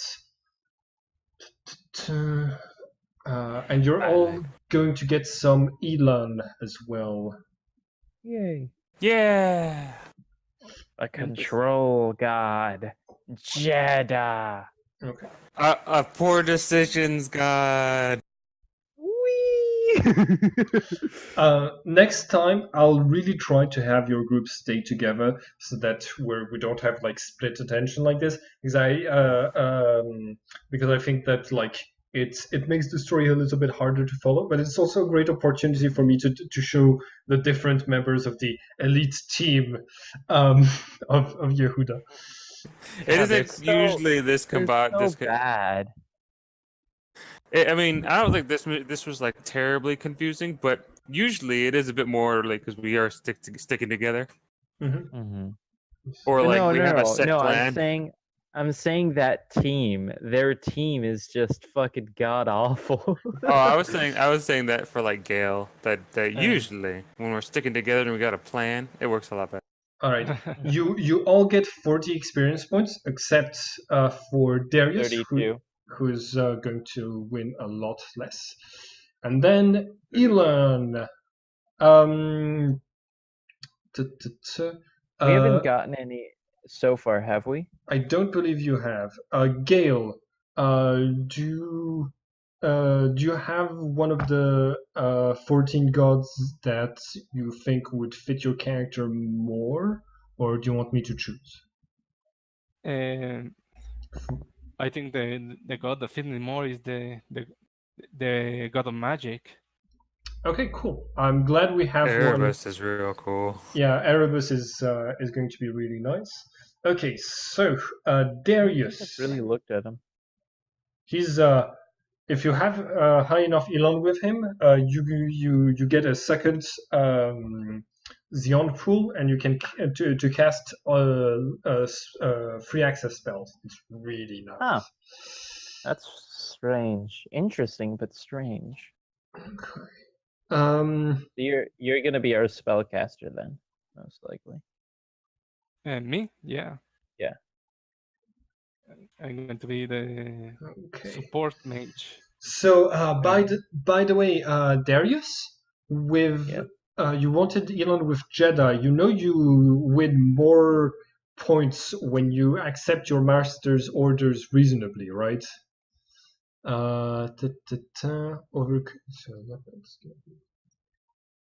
You right. So since the beginning of the game, you've won Yeah. You've gotten 6 points with Jedi. Okay. Avelby, do you do you want Gabriel or Raphael or both? Because it can be a bit harder to keep track of. Both. Yeah. Well, I don't necessarily need either of them.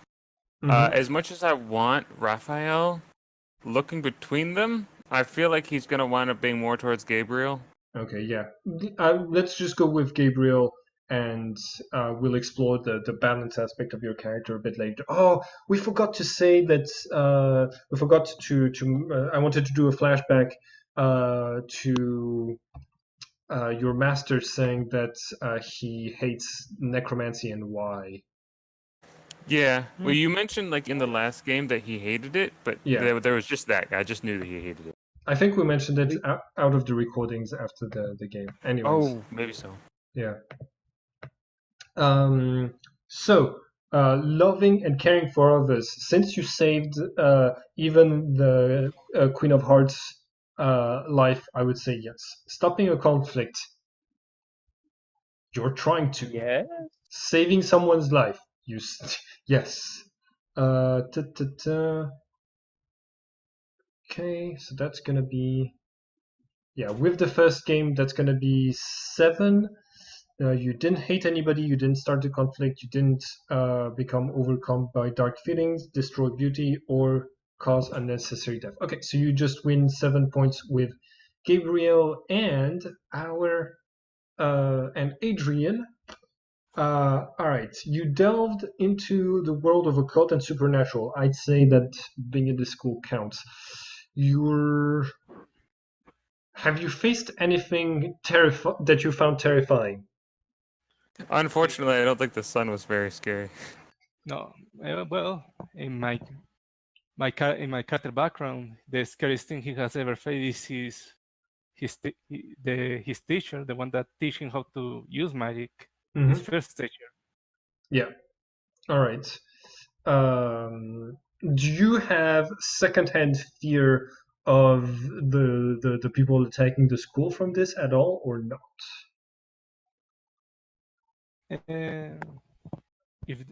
If they are really from the organization, he's really from the organization. His agent will be worried to a certain extent. Yeah, you get 4 points with Erebus. It's normal that you got less than the others. They've each been here for one session more than you have. This was a great game. Thank you, everyone. Adrian, Gail? Gail, do you want to stay through the rest of the campaign? Yeah, sure. Yeah, for the next campaign, I will have everything ready. Okay, perfect. In this case, I'll see everybody next Monday. Hi everyone, and thank you for watching this video. If you want to keep up with all of the adventures on this channel, don't forget to subscribe and click the bell button so you can get a notification each time we upload the next episode of this story. And it would be very nice of you to like and share the video to help this channel grow. Have a nice day everyone.